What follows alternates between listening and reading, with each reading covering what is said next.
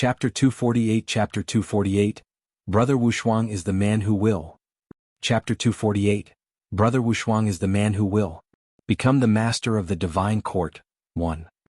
In the sky above the northern barren state, 2 streaks of light flew past.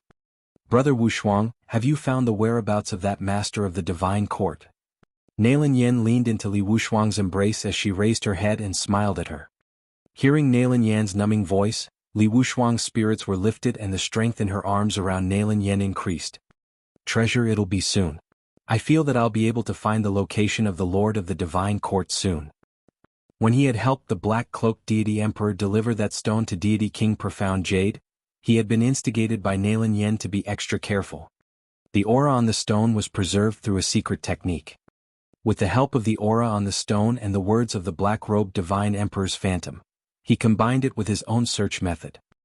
He had determined that the aura of the Lord of the Divine Court was on the northern barren continent. However, with his current strength he could not detect the exact location.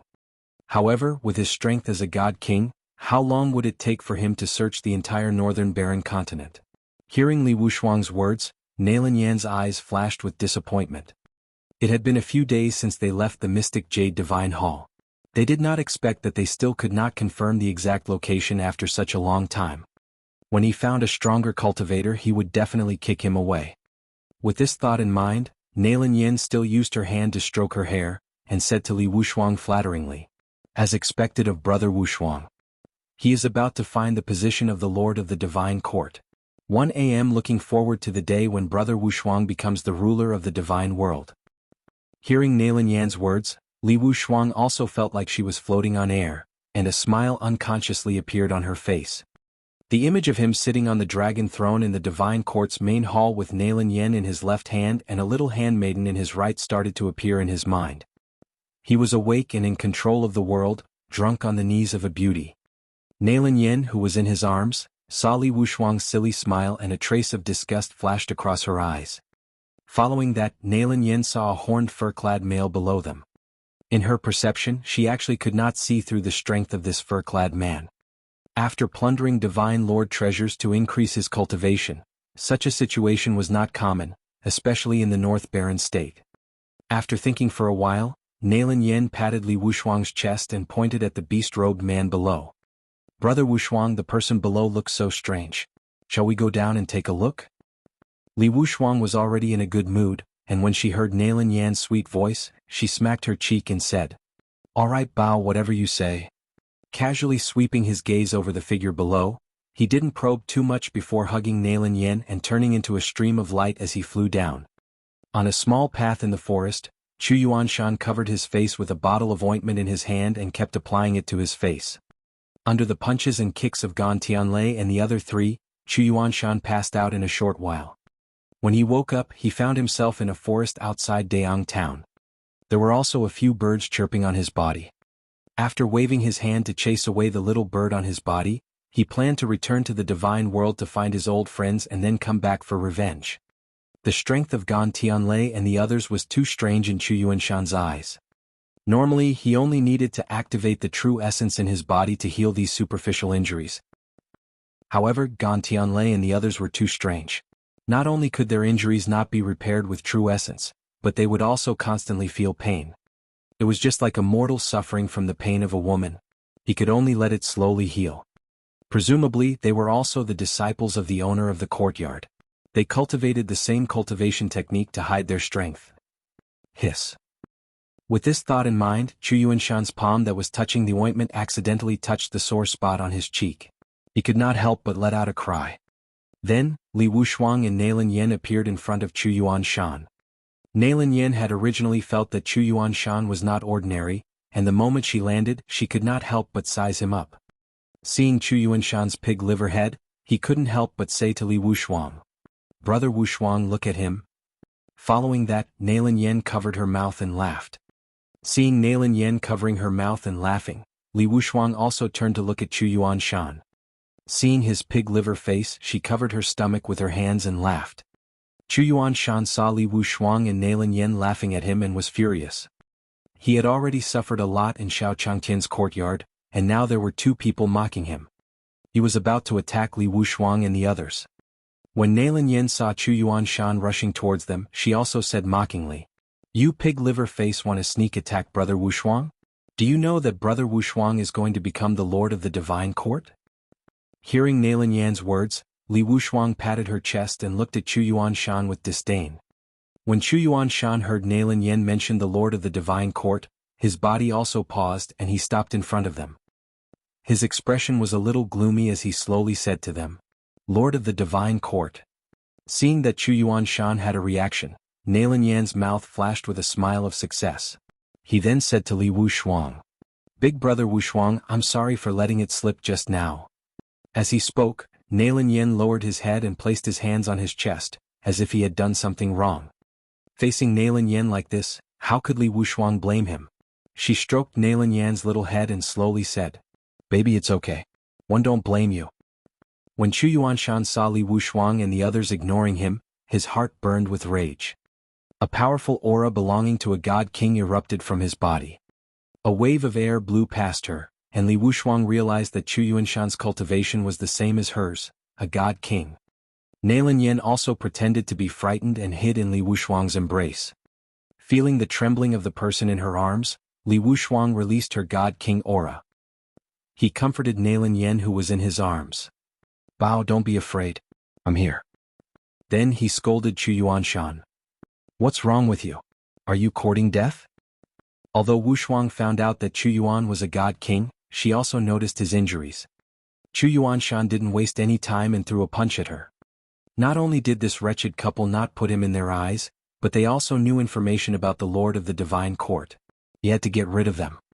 Even though he was injured, Chu Yuanshan could tell that God King Li Wushuang's foundation wasn't stable. It was obvious that she had relied on external forces to improve herself. Seeing Chu Yuanshan take the initiative to punch her, Li Wushuang also let go of Nalin Yen in her arms and threw a punch at him. Chapter 249 Chapter 249. Why didn't I think of it before? How stupid. Chapter 249. Why didn't I think of it before? How stupid. 1. Bang. When the fists collided, a wave of air spread out from the two of them.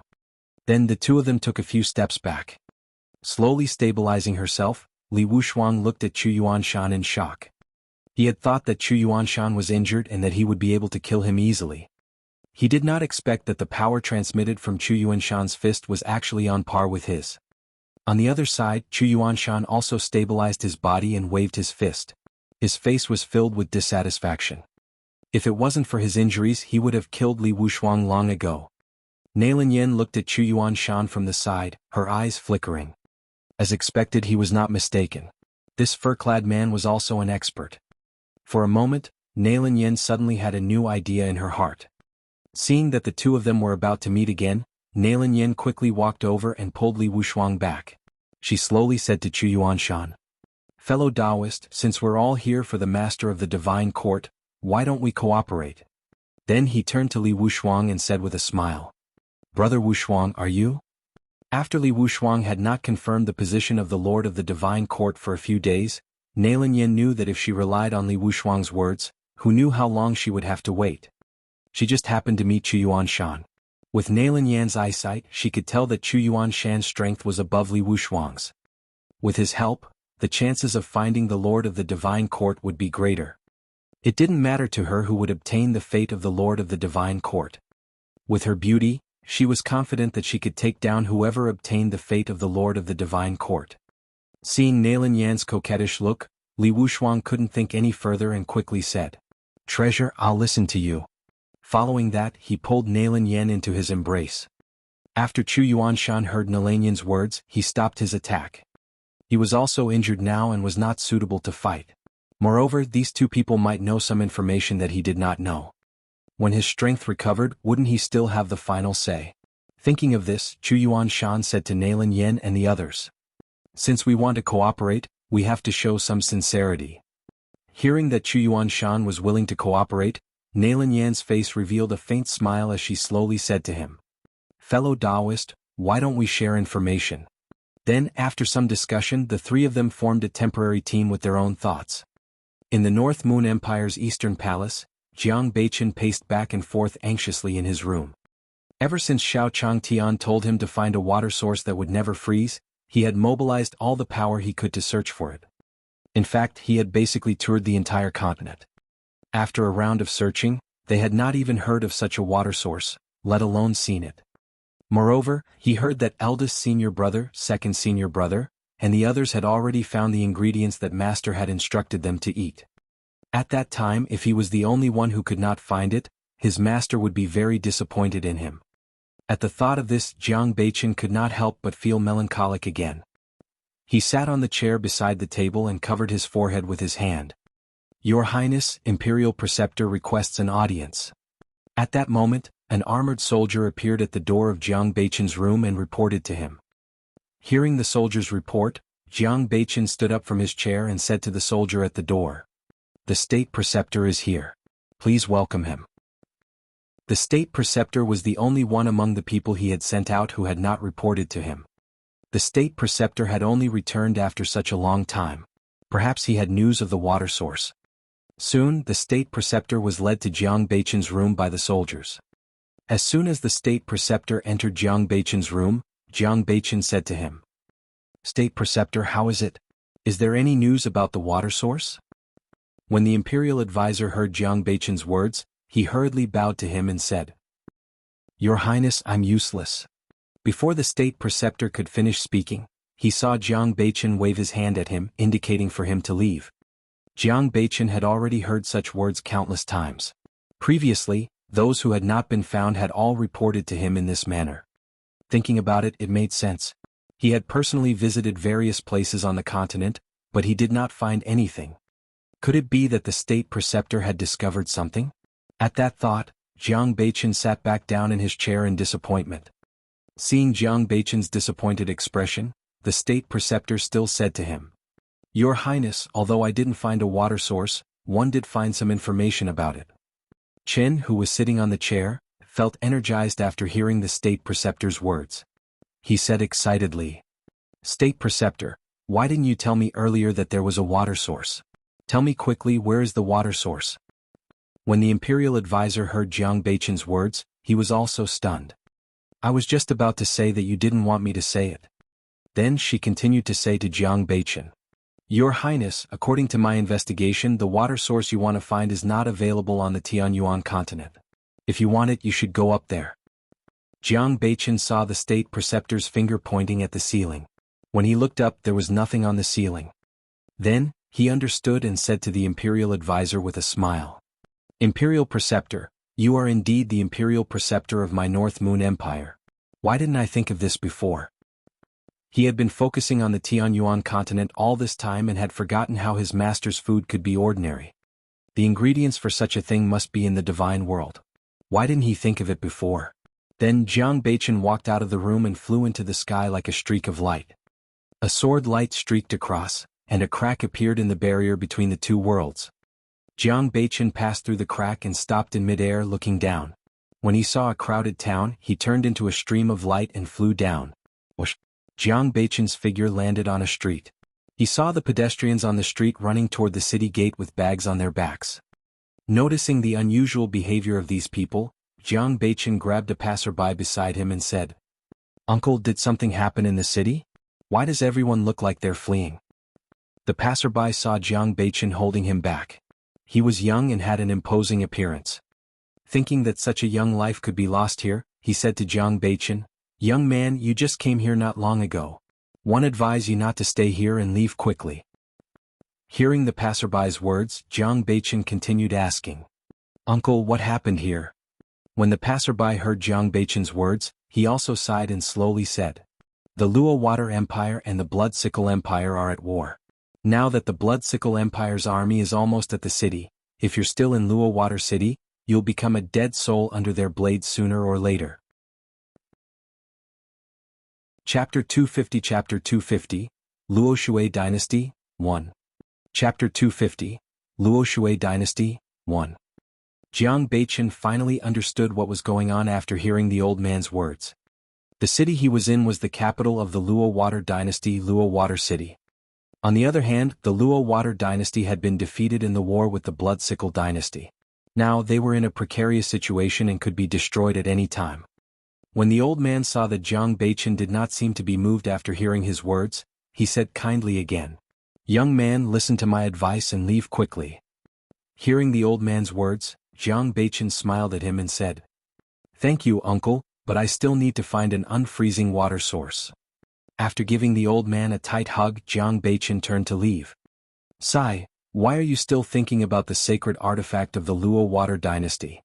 When the old man heard that Jiang Beichen did not listen to his words and instead wanted to find the holy relic of the Luo River dynasty, he could not help but sigh. The Blood Sickle Empire had attacked their Luo water empire because they had taken a fancy to their sacred item, Luo water. The Luo River was actually an extremely special spirit vein. Not only would it never freeze, but one could also cultivate at a rapid pace by cultivating beside it. Jiang Beichen had only taken a few steps when he heard the old man's words. In a flash, he reappeared in front of the old man and said, "Uncle, is the holy item that you just used that kind of water that never freezes?" The old man saw Jiang Beichen come up to him again and ask him about the sacred object. She was even more certain that he was the kind of person who would risk his life for Luo Shui, so she said to him, "Young man, let me remind you again. Although Luo River is good, your life is more important." In the past, its son had also been ambitious and wanted to fight for the sacred relic of the Luo River dynasty. In the end, he ended up with nothing. Jiang Beichen looked to be about the same age as its son, and it really did not want Jiang Beichen to repeat its son's mistakes. Jiang Beichen was delighted to receive the old man's confirmation. After thanking the old man, he turned into a stream of light and disappeared. The old man looked in the direction Jiang Beichen left and shook his head. He could also tell that Jiang Beichen was a cultivator, but so what? Thinking back, his son was still a high-level deity, but in the end he lost both his life and wealth. Young people nowadays really don't care about their lives. The old man seemed to have already seen Jiang Beichen's fate. He sighed and turned to walk towards the city gate. At the same time, in the palace hall of the Luo water dynasty, the ministers from the past had already left. After knowing that the Blood Sickle dynasty was about to attack the city, those ministers had all fled for their lives. In the entire palace, there was only the dragon throne at the top. The emperor of Luo Shui sat on the ground. His face was pale, and he looked as if he had already accepted his fate. He was waiting for the Blood Sickle Empire to end his life. He muttered, No, everything is gone." Below them were a group of princes and princesses. Amidst the cries of the palace, the first prince stood out and said to the emperor of Luo Shui, "Father, the Blood Sickle Empire is going too far. We can't sit still and wait for death. For example, let's go out and fight to the death with them." Before the emperor of Luo Shui could reply, the second prince mocked him. "Fight to the death? What are you going to use to fight to the death with others? If you had listened to my suggestion and offered Luo Shui with both hands, you wouldn't have ended up like this today. Look now, not only did Luo River not survive, even the country was about to be destroyed." When the first prince heard his second brother's words, he was also furious. He pointed at him and said, You are simply incurable." At the same time, a hearty voice rang out in the hall. "What did you just say? Luo Shui is gone?" As the voice fell, everyone looked in the direction of the sound. The palace's main doors had been opened at some point, and Jiang Beichen's figure walked in. "Blood Sickle Empire, my Luo Water Empire is irreconcilable with you." When the eldest prince saw Jiang Beichen walk in, he thought that the Blood Sickle Empire had attacked. He raised the sword at his waist and charged at Jiang Beichen. The sword slashed through the air and a sword light slashed towards Jiang Beichen. Jiang Beichen looked at the oncoming sword light and appeared in front of the first prince in a flash. With a wave of his finger, the first prince's figure flew out and crashed into a pillar in the hall. "Playing with a sword in front of me?" Jiang Beichen glanced at the first prince and said slowly. Then he came to the second prince's side. Before he could speak, the second prince said in fear, don't kill me. One can give you anything you want. One know where the key to the national treasury is, and there's also a beauty. Alright, this is my third sister." As he spoke, the second prince pointed to a crying princess. Seeing the second prince's ugly state, Jiang Beichen's face was filled with disgust as well. He immediately slapped the second prince. He was also born in a dynasty. However, when he saw the second prince betray his family and the country in order to survive, Jiang Beichen still slapped him to death. At this moment, the first prince slowly got up from the ground and wiped the blood from the corner of his mouth. He had clearly sensed the powerful sword intent from Jiang Beichen's attack just now. Moreover, he was using his finger as a sword. This meant that this person's understanding of the sword was far above his. Moreover, he was a sword master, the kind of sword master. However, if he dared to do anything inappropriate to his royal sister, he would still fight to the death. After slapping the second prince to death, Jiang Beichen appeared before the first prince and said, "You just said that Luo Shui disappeared. What's going on?" When the first prince heard Jiang Beichen's words, he smiled slowly and said, "What's going on? Don't you know? Luo Shui was taken away by your blood sickle empire a few days ago." When Jiang Beichen heard the first prince's words, he realized that the first prince had mistaken him for someone from the blood sickle dynasty. He could not help but say, "I'm not from the blood sickle empire." Then he turned around and was about to leave. Since Luo water had already been seized by the blood sickle empire, he had to make a trip to the blood sickle empire. When the first prince heard Jiang Beichen's words, he understood that he had misunderstood. He hurriedly knelt down and said to Jiang Beichen, "Senior, the Luo Shui dynasty is in deep trouble now. Please help. After this is done, Luo Tian is willing to do anything to repay you." As he spoke, Luo Tian kowtowed a few times in Jiang Beichen's direction. Although he didn't know Jiang Beichen's true strength, based on the sword intent he just revealed, he was still able to use the sword technique. He believed that as long as Jiang Beichen was willing to make a move, he would definitely be able to defeat the blood sickle empire. After hearing Luo Tian's words, Jiang Beichen's departing figure paused. Chapter 251 Chapter 251:1 Think it's better to ask the ancestor. Chapter 251:1 Think it's better to ask the ancestor. Seeing Jiang Beichen stop, the other princes and princesses also seemed to have grasped onto hope and knelt down in front of Jiang Beichen. Jiang Beichen slowly turned around and looked at the group of princes and princesses kneeling on the ground. For a moment he sighed. Although it was normal for dynasties to change, if the North Moon dynasty encountered such a disaster one day, he would also ask for help from others. Moreover, his master often taught him to be a good person. He had to be kind. At that thought, Jiang Beichen walked up to Luo Tian and helped him up from the ground. He said slowly, "Get up. I can help you, but after this is done, I want to take Luo water." Jiang Beichen did not hide the purpose of his trip and spoke directly. If he helped them defeat the blood sickle empire, he would have to argue with them over Luo Shui. When Luo Tian heard Jiang Beichen's words, he said to him without hesitation, "Senior, don't worry. We know that a man is innocent, but he will be punished if he holds a treasure. As long as Senior can save the Luo Shui dynasty, Senior Luo Shui can take it if you want it." Luo Tian knew how important Luo Shui was to the Luo Shui dynasty, but he understood now. With their strength they could not protect Luo Shui at all. Instead, he would constantly damage his own strength under a series of conspiracies and counterattacks. Therefore, not only did the Luo Shui River not have the effect of making the country rich and the people strong, it was a disaster. Jiang Beichen nodded when he saw Luo Tian agreeing to his request. He said, "Luo Tian, how is the blood sickle empire's strength and the current situation?" As a newcomer, Jiang Beichen knew nothing about the blood sickle dynasty. When he heard Jiang Beichen talking about the war, Luo Tian quickly said to him, "The blood sickle empire's king has the strength of a god king. Not only is his strength heaven-defying, but his methods are also strange. After absorbing the enemy's blood, it can reflect the damage it receives to the other party." Hearing Luo Tian's words, Jiang Beichen could not help but become interested in the blood sickle dynasty's methods. This kind of cultivation technique and method sounded more like the style of the demon race that he had heard of. After taking a few steps in front of Luo Tian, she continued, "If that's the case, won't they also die?" Luo Tian shook his head and said to Jiang Beichen, "No, everyone in the blood sickle empire cultivates a technique called the undying body. Although they can't recover immediately, their bodies will recover after a few days." The reason why the Luo Shui dynasty was quickly defeated in the war was that they could not find a way to deal with their cultivation techniques. Hearing Luo Tian's words, Jiang Beichen placed his hand on his chin and pondered for a while before saying, "I understand.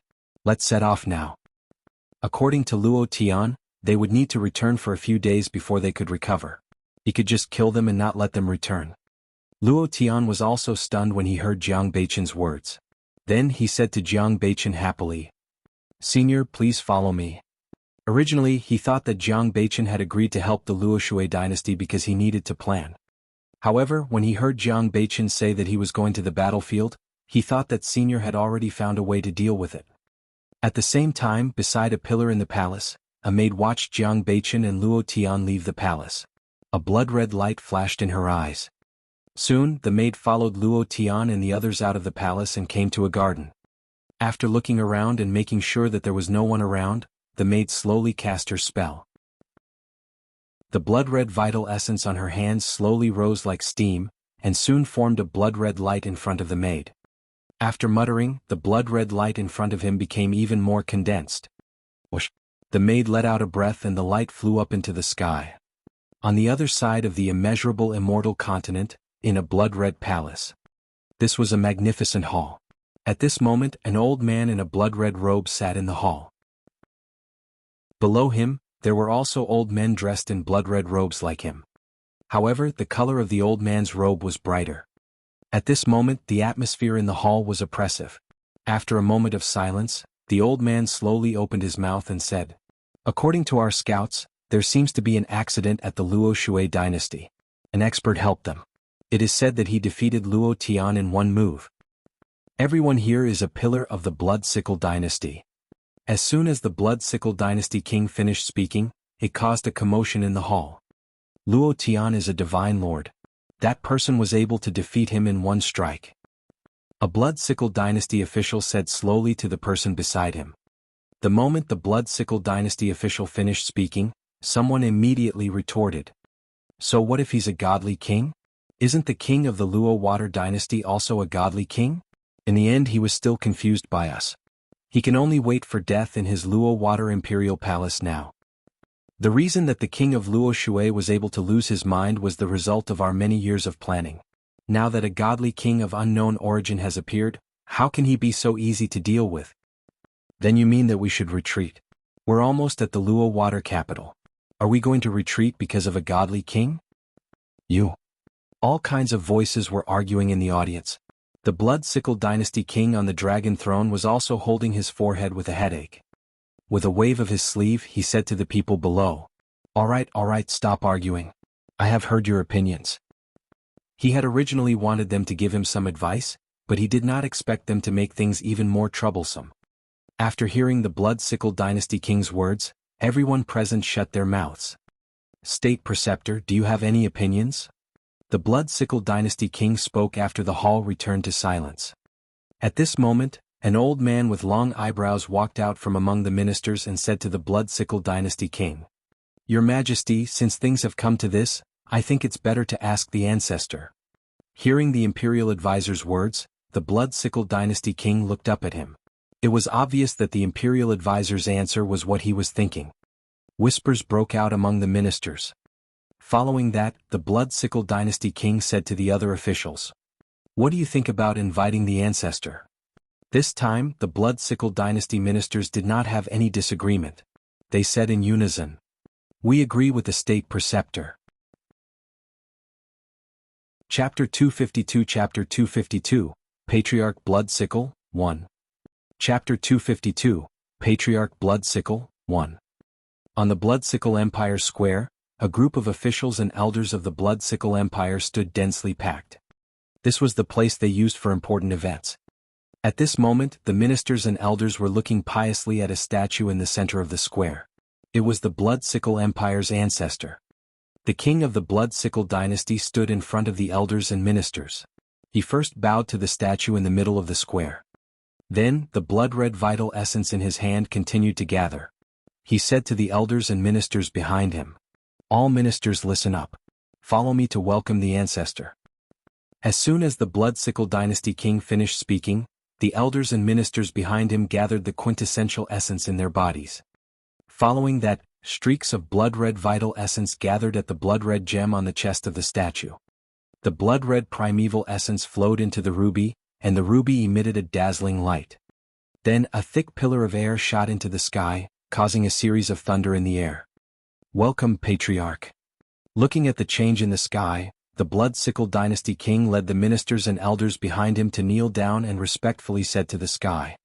After the sound of thunder, a powerful aura burst out from the sky. Duan Xiong, is there something important that you want to wake me up at this time? A voice slowly sounded from the sky. Then, the Bloodsickle Dynasty king stood up and said to the sky, Ancestor, something happened in the Luo Water Dynasty. According to the scouts, the Luo Water Dynasty has another god king. Oh, there's such a thing? Patriarch Bloodsickle's surprised voice slowly sounded from the sky. Now he understood why Duan Xiong and the others wanted to wake him up. In the entire Bloodsickle Empire, there was only one godly king powerhouse, Duan Xiong. Although due to the cultivation technique, their Bloodsickle Empire's combat strength was stronger than other countries. However, Duan Xiong hadn't cultivated his undying body to the great success stage. In a situation where the other party's background was unknown, it was hard to say who would win. Duan Xiong stared blankly at the sky, waiting for Patriarch Bloodsickle's reply. Then a ray of light flew down from the sky. The light went straight into Duan Xiong's glabella and turned into information in his mind. After Duan Xiong digested Patriarch Bloodsickle's information in his mind, he was first shocked, then his face was filled with ecstasy. It was because this piece of information was too exciting. Before Patriarch Bloodsickle went into seclusion, he was already at the peak of the godly king realm. After obtaining Luo Shui a while ago with the help of Luo Shui, the ancestor had already advanced to the God Emperor realm. Now he was stabilizing himself and had even cultivated his undying body to the great success realm. After the ancestor stabilized, what use would the external help from the Luo Water Dynasty be? Just as Duan Xiong was feeling ecstatic, the voice of the Bloodsickle ancestor rang out once again. Duan Xiong, you don't need me to teach you what to do, right? When Duan Xiong heard what Patriarch Bloodsickle said, he hurriedly bowed and said, Forefather, don't worry. Duan Xiong will definitely do a good job. It's good that you know what to do.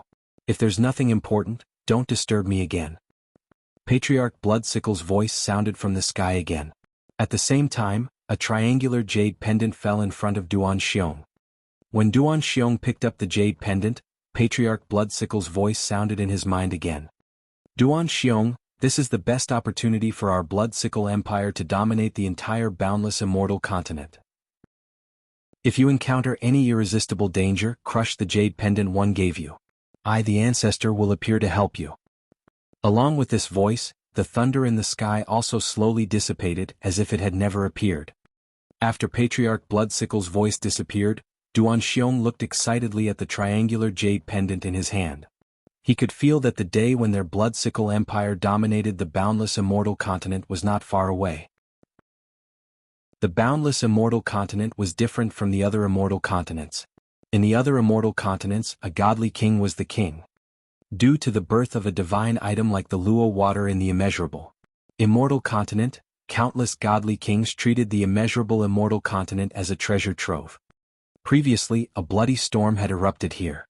Countless godly monarchs had fought for the territory of the boundless immortal continent.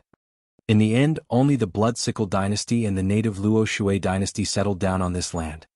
The other god kings would either leave after failing, or they would fall into eternal slumber.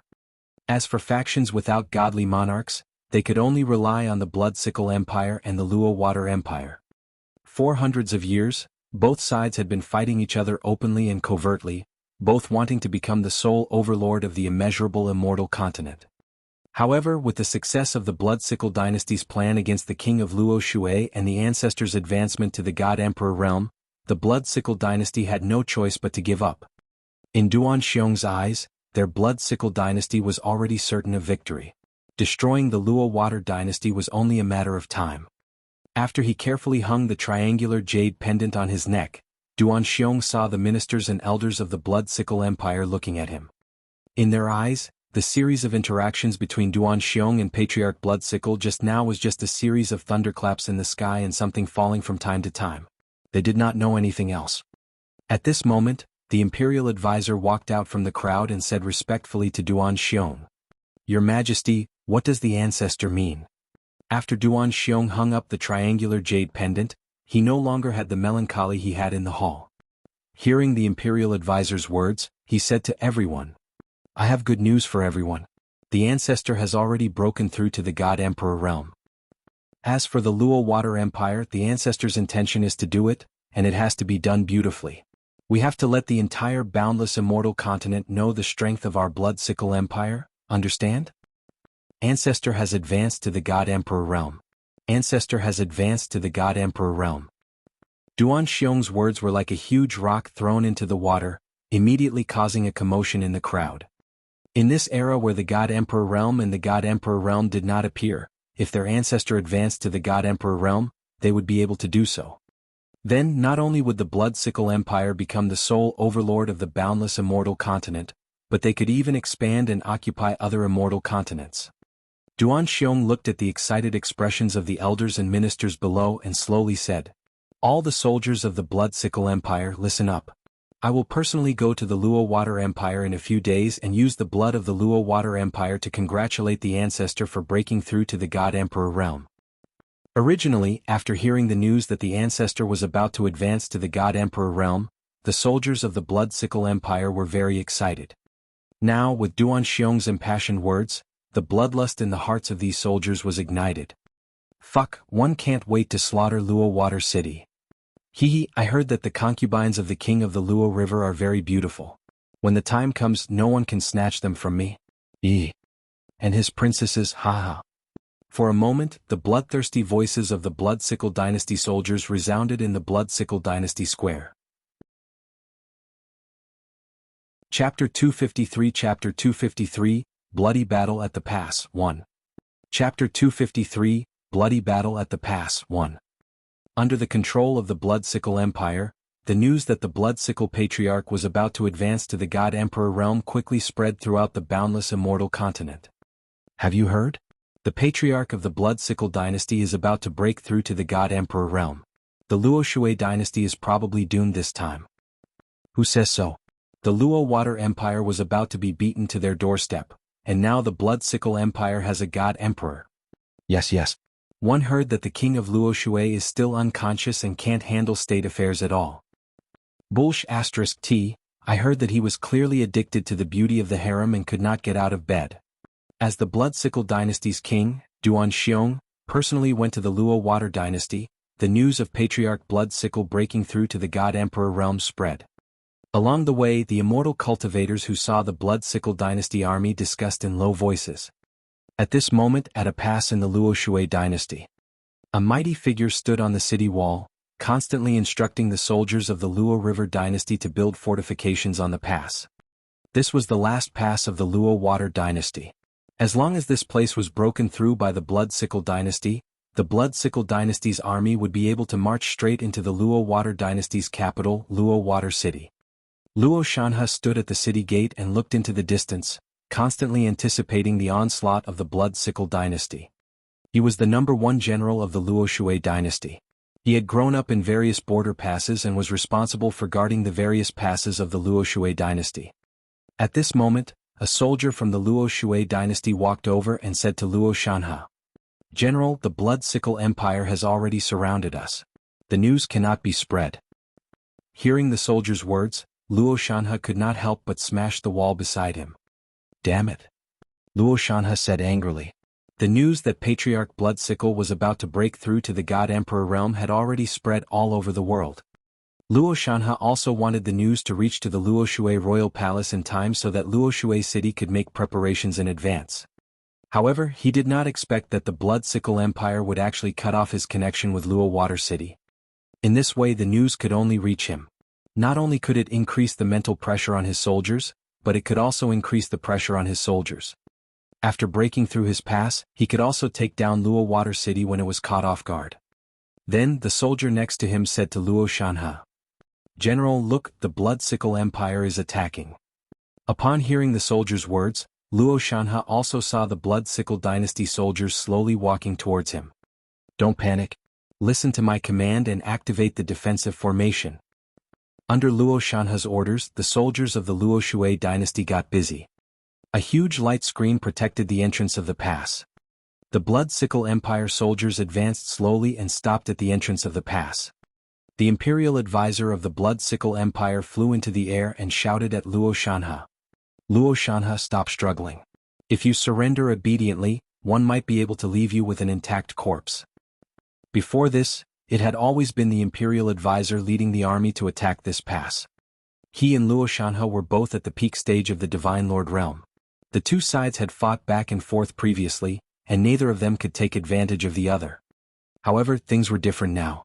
Duan Xiong was personally fighting. With his godly king strength, Luo Shanhe had no chance of resisting. As soon as the imperial advisor finished speaking, Luo Shanhe shouted at him. Duan Shilin, if you want to fight, then fight. Why are you talking so much? Stubborn. Before Duan Shilin could reply to Luo Shanhe, another voice rang out in the air. Duan Xiong's figure slowly appeared beside Duan Shilin, and he slowly said to her. Imperial Preceptor, leave this to the king. After Duan Shilin heard Duan Xiong's words, she bowed respectfully to him and returned to the army. Duan Xiong expressionlessly looked at the light screen in front of him. He slowly raised his arm and a ray of light shot out from his fingertips. Whoosh! The light fiercely hit the light screen, and the Luo Water Dynasty soldiers guarding the pass immediately felt a tremor, as if the light screen would shatter at any moment. Calm down, don't panic. Luo Shanhe clutched his chest and shouted at the soldiers. As the center of the array, Luo Shanhe had just received most of the power from Duan Xiong's attack. At this moment, the blood essence in his body was also tumbling. You have some skills. Duan Xiong looked at Luo Shanhe, who was still commanding the soldiers at the pass, and muttered to himself. Clearly he had not expected that the light screen would not be shattered. One wonder how many of my attacks you can block. Duan Xiong stared at Luo Shanhe in the light screen, and an even more powerful light gathered at his fingertips. Give me a break. Duan Xiong shouted, and the light shone on the light screen. This time no miracle happened. Under Duan Xiong's attack, the light curtain shattered as expected. The light screen shattered and Luo Shanhe could not help but spit out a mouthful of blood. There was no other way. The gap between a god king and a god monarch was not something that could be filled with a single array formation. Being able to withstand Duan Xiong's attack just now was already his limit. Duan Xiong looked at Luo Shanhe expressionlessly and waved his arm behind him. Kill them. Under Duan Xiong's signal, the Blood Sickle Empire soldiers let out a loud shout and attacked the pass. After witnessing Duan Xiong's strength, the soldiers of the Luo Water Dynasty were already fearful. Under the assault of the Blood Sickle Dynasty soldiers, the situation was completely one-sided. Duan Xiong looked at the falling soldiers of the Luo Water Dynasty and waved at Duan Shilin. Imperial Preceptor, record the situation below. After we take down the Luo Water Dynasty, distribute it to every corner of the boundless immortal continent. Let the entire immeasurable immortal continent know who is the true ruler of the immeasurable immortal continent. Understood. Duan Shilin respectfully agreed upon hearing Duan Xiong's words. Then he took out a stone from his pocket and slowly injected his true essence into it. The stone emitted a burst of light and recorded the battle below. This was the profound shadow stone. It could record all the places where its light shone. Soon, the Blood Sickle Empire soldiers reached the bottom of the pass. As long as they broke through the gate, they would be able to control this pass completely. Luo Shanhe looked at the Luo Shui Dynasty soldiers who were dying under the Blood Sickle Dynasty's attacks, and his eyes turned red. After slowly standing up from the ground, he jumped in front of the gate of the pass and shouted to the remaining Luo Water Dynasty soldiers. Hold on, reinforcements are coming. Now he could only use this method to raise the morale of his soldiers. As he spoke, Luo Shanhe picked up a large blade and slashed at the Blood Sickle Dynasty soldiers. Chapter 254 Chapter 254, The 10,000 Swords. Chapter 254, The 10,000 Swords. In the sky above the boundless immortal continent, two figures flew past. They were Jiang Beichen and Luo Tian, who had just come out of Luo Shui City. As they flew in the air, they saw a soldier dressed in the Luo Shui Dynasty's uniform. Jiang Beichen and Luo Tian looked at each other and flew down. On a small path, a Luo Water Dynasty soldier's clothes were tattered, and there were still traces of blood. He was running forward. Then he saw Jiang Beichen and Luo Tian landing in front of him. Seeing Luo Tian's clothes, the soldier immediately walked over and said weakly, "Your Highness, we finally meet." Luo Tian looked at the weak soldier and quickly went to support him. He said slowly, "What's going on? Why are you the only one here?" When the soldier heard Luo Tian's words, he sat on the ground and said weakly, Your Royal Highness, General Luo asked me to go to the Imperial City to tell you that Duan Xiong has already gone out personally. Also, the Blood Sickle Empire's elder. Before the soldier could finish his sentence, he fainted. Seeing the soldier faint halfway through his sentence, Luo Tian shook his body and said, "What do you think happened to the Blood Sickle Empire?" "Don't ask. He has many wounds on his body. It's already a miracle that he can make it this far," Jiang Beichen said slowly when he saw the soldier Luo Tian Ziyao. Hearing Jiang Beichen's words, Luo Tian realized that the soldier was bleeding multiple times. Some of the wounds had not even healed before new wounds appeared. "Blood Sickle Empire, my Luo Water Empire will fight you to the death," Luo Tian shouted angrily when he couldn't sense the soldier's aura. Although the soldier didn't finish his sentence, the news of Duan Xiong personally going to war was still delivered. Luo Tian was no stranger to Duan Xiong.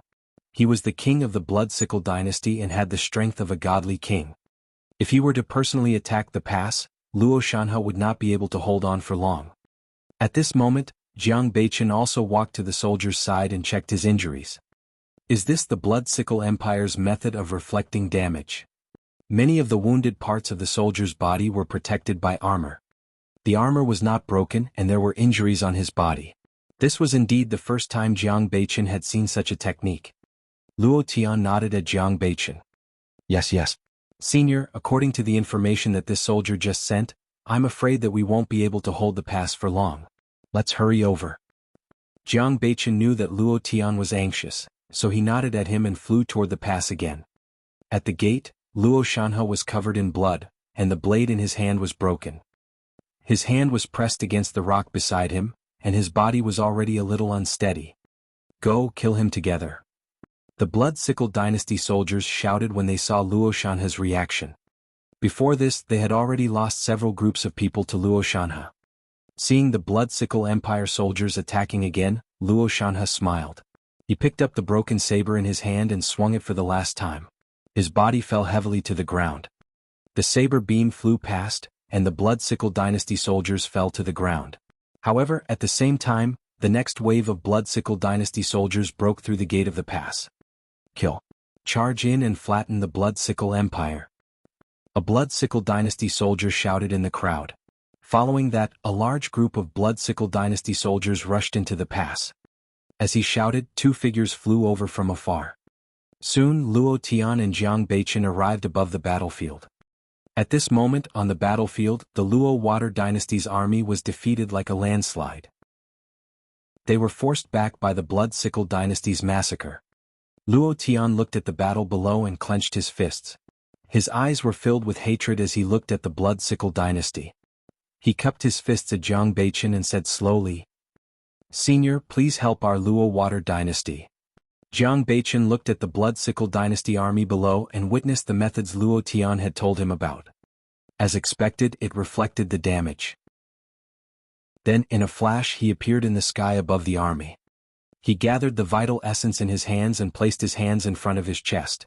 Suddenly, a long sword formed by spiritual energy appeared beside Jiang Beichen. 10,000 swords. Jiang Beichen shouted and waved his arm downward.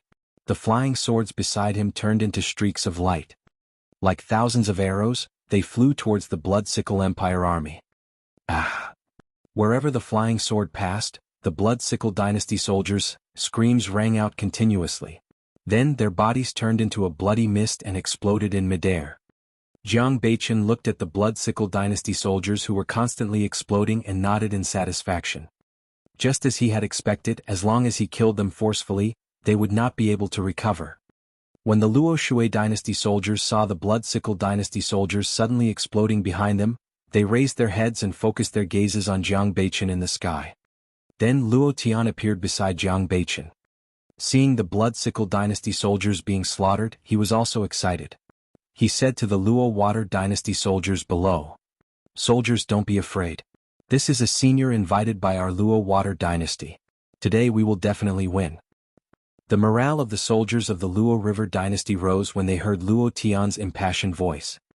"Look, that's His Highness the First Prince. His Highness the First Prince has brought reinforcements to reinforce us. I knew it.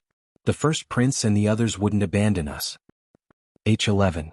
For a moment, the Luo Shui dynasty soldiers were filled with fighting spirit.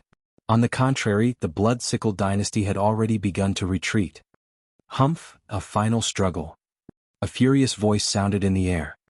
Then, Duan Xiong's figure appeared above the Blood Sickle dynasty soldiers. His appearance also attracted the attention of Jiang Beichen and the others. "Senior, that's the Blood Sickle Empire's king, Duan Xiong." Luo Tian came to Jiang Beichen's side and said slowly. Duan Xiong looked at Jiang Beichen's figure and felt that he was a little unfamiliar. However, when he checked Jiang Beichen's aura, it seemed that he was not even as good as his own soldiers. He must have a powerful Dharma treasure to be able to defeat Luo Tian and his soldiers. Poor Luo Tian. He thought that he had found a peerless expert, and so did his spy. He had actually been deceived by him. Thinking of this, Duan Xiong's eyes flashed with a trace of greed. If he could take possession of that magic treasure, wouldn't his strength be able to reach another level? This Luo water dynasty was really his blessed land. Not only did it allow him to obtain Luo water. Now that he had received another Dharma treasure, Duan Xiong said to Jiang Beichen and Luo Tian. "Luo Tian, don't struggle anymore. I've already taken Luo water. If you kneel down and surrender now, this king can still let you go."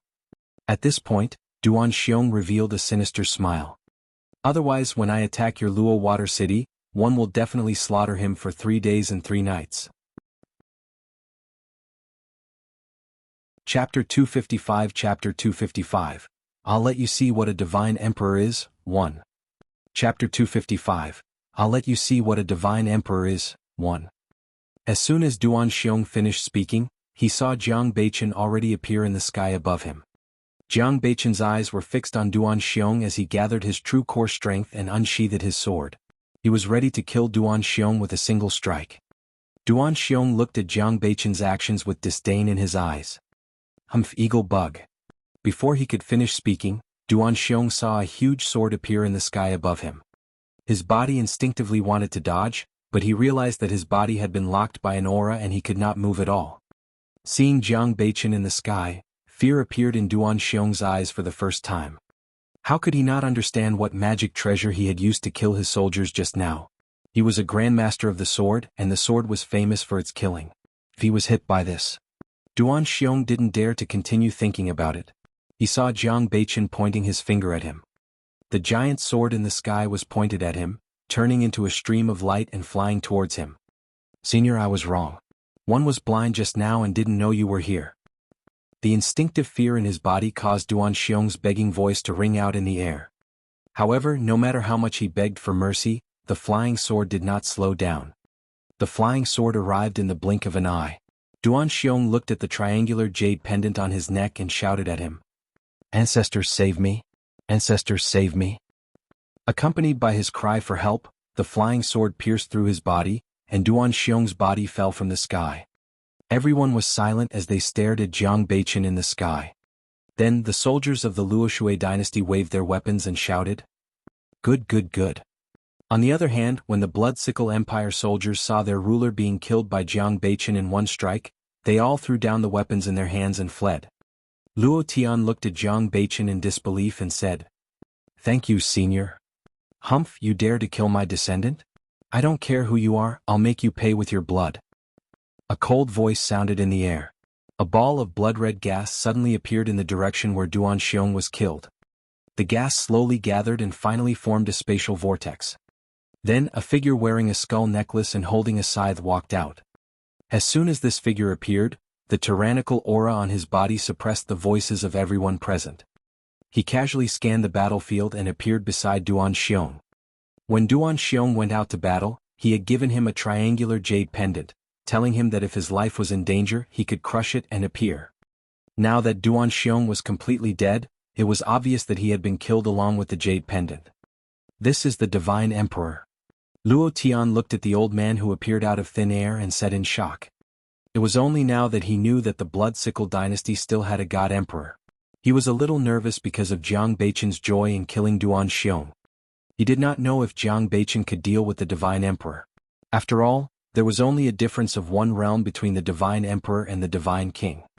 However, the difference between the two was like the difference between clouds and mud.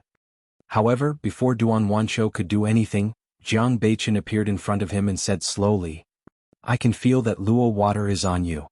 After Duan Wanshou heard Jiang Beichen's words and put Duan Xiong into his interspatial ring, he laughed out loud. That's right, Luo water is with me. However, do you think you have the strength to fight for it? After obtaining Luo water, Duan Wanshou had already completed his breakthrough from the God King realm to the God Emperor realm. The increase in his strength gave him enough confidence. Moreover, he had cultivated his undying body to the great success stage. Jiang Beichen didn't waste any more time with Duan Wanshou after he received his confirmation. He also attacked with his sword. In his perception, this old man did not seem to be any different from the old man who had been killed by his sword just now. Duan Wanshou sneered when he saw Jiang Beichen taking the initiative to attack him. A group of brats who are still wet behind their ears. Today, 1 foot 11 inches let you see what a God Emperor is. When the Blood Sickle Empire soldiers heard Duan Wanshou's voice, they were all excited. The ancestor has broken through. What's the Luo Water dynasty? Ancestor, crush that sword and let them see what a God Emperor is. Duan Wanshou nodded in satisfaction as the Blood Sickle dynasty soldiers shouted. He was about to reach out to catch the sword in midair. Do you think that the Godly King and the Godly Emperor? However, before Duan Wanshou could finish his sentence, he realized that his body was the same as Duan Xiong's. He could not move. What was going on? Duan Wanshou felt his body go out of control and was momentarily stunned. However, the flying sword was even faster than the previous one. Jiang Beichen only wanted to get the Luo water from this old man as soon as possible. Duan Wanshou's body exploded into a mist of blood. The soldiers of the Luo Shui dynasty were sweating profusely. They were stunned when they saw Duan Wanshou being killed by another sword strike. Then they shouted excitedly, "Divine Emperor, is that all? Invincible, invincible, invincible." As for the Blood Sickle Empire soldiers, they had just seen hope when it was shattered in front of them. Their faces were ashen. Luo Tian looked at Jiang Beichen in the air, not knowing how to express his feelings. This senior could even kill a God Emperor realm expert with a single sword strike. Just what realm had this senior's strength reached? Back in the main hall, he had even attacked Senior. At that time, Senior had shown mercy, right? Jiang Beichen, who was in the air, frowned because he saw that the blood mist in the air did not disappear. In a short while, the blood mist in the air gathered again, and Duan Wanshou's figure reappeared. As expected, the Divine Emperor was not so easy to kill. Luo Tian looked at Duan Wanshou and thought to himself. Duan Wanshou's body reassembled. He clutched his chest. He had also felt the arrival of the Grim Reaper just now. Fortunately, he had already cultivated the undying body to the great success realm.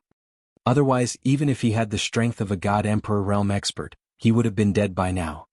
For a moment, Duan Wanshou looked at Jiang Beichen with some fear in his eyes.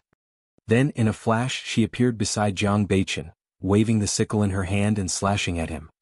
As long as he could get a drop of Jiang Beichen's blood, he would be able to cast a spell to reflect the damage he had received onto Jiang Beichen.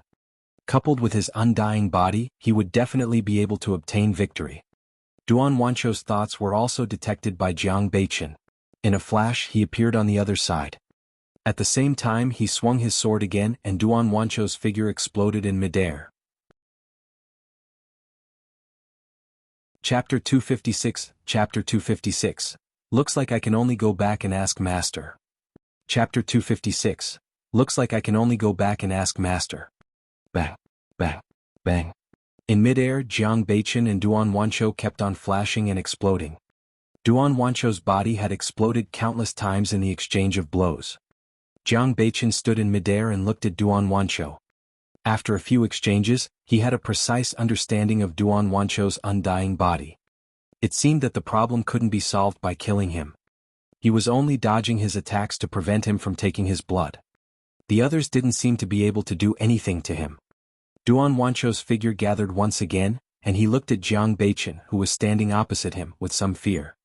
After exchanging a few blows, he did not even touch Jiang Beichen's clothes, let alone his blood. On the contrary, his body was constantly being slashed by the other party.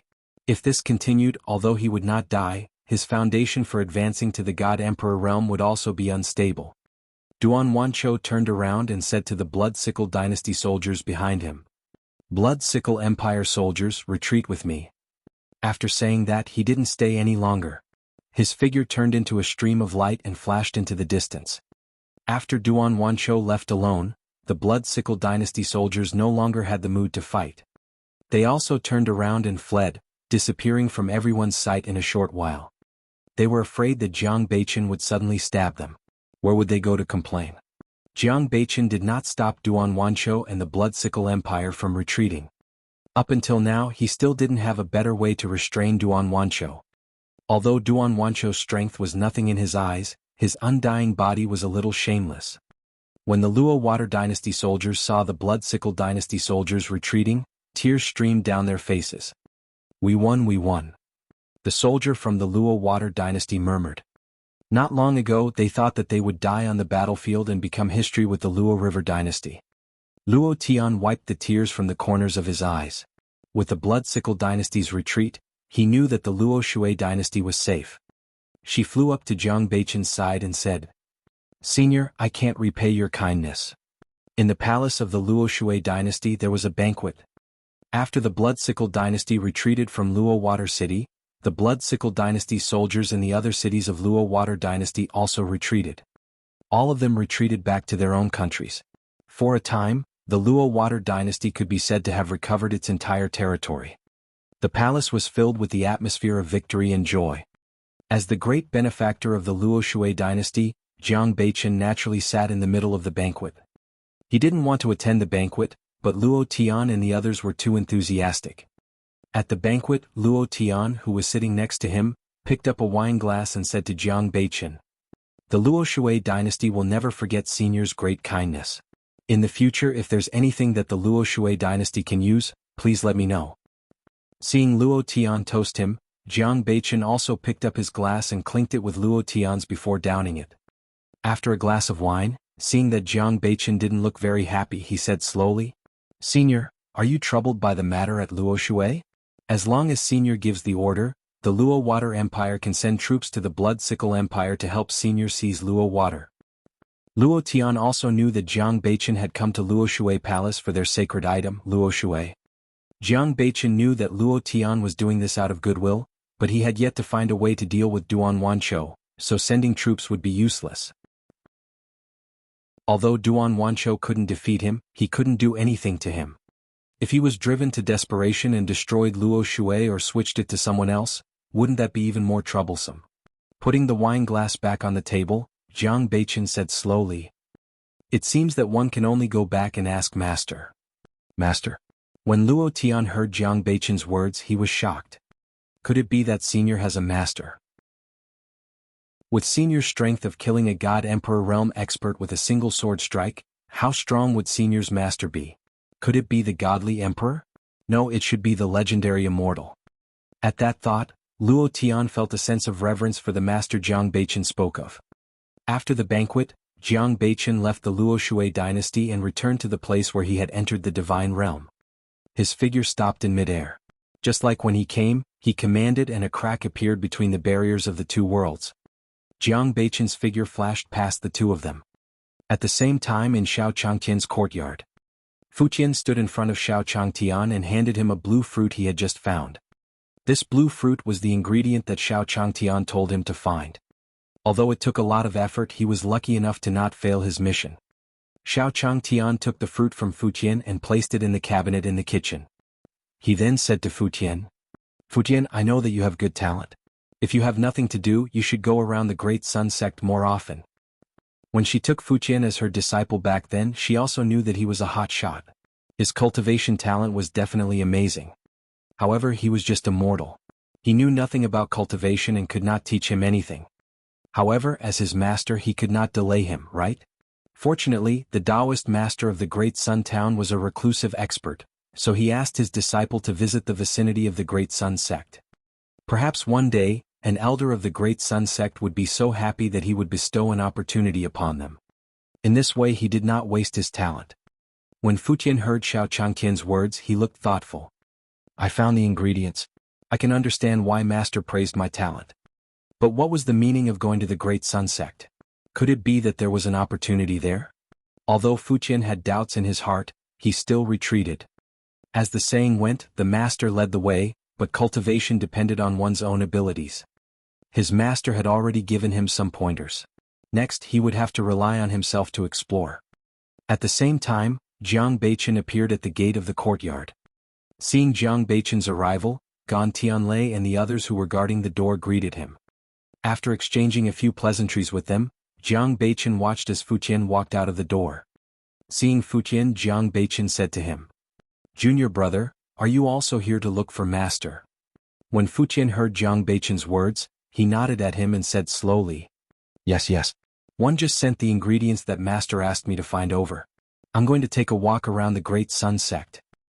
Junior brother Fuqian had also found the ingredients. Hearing Fuqian's words, Jiang Beichen felt even more strongly that the matter of Luo Shui needed to be resolved immediately. Otherwise, as his senior brother, he would end up at the bottom. His master would be very disappointed in him.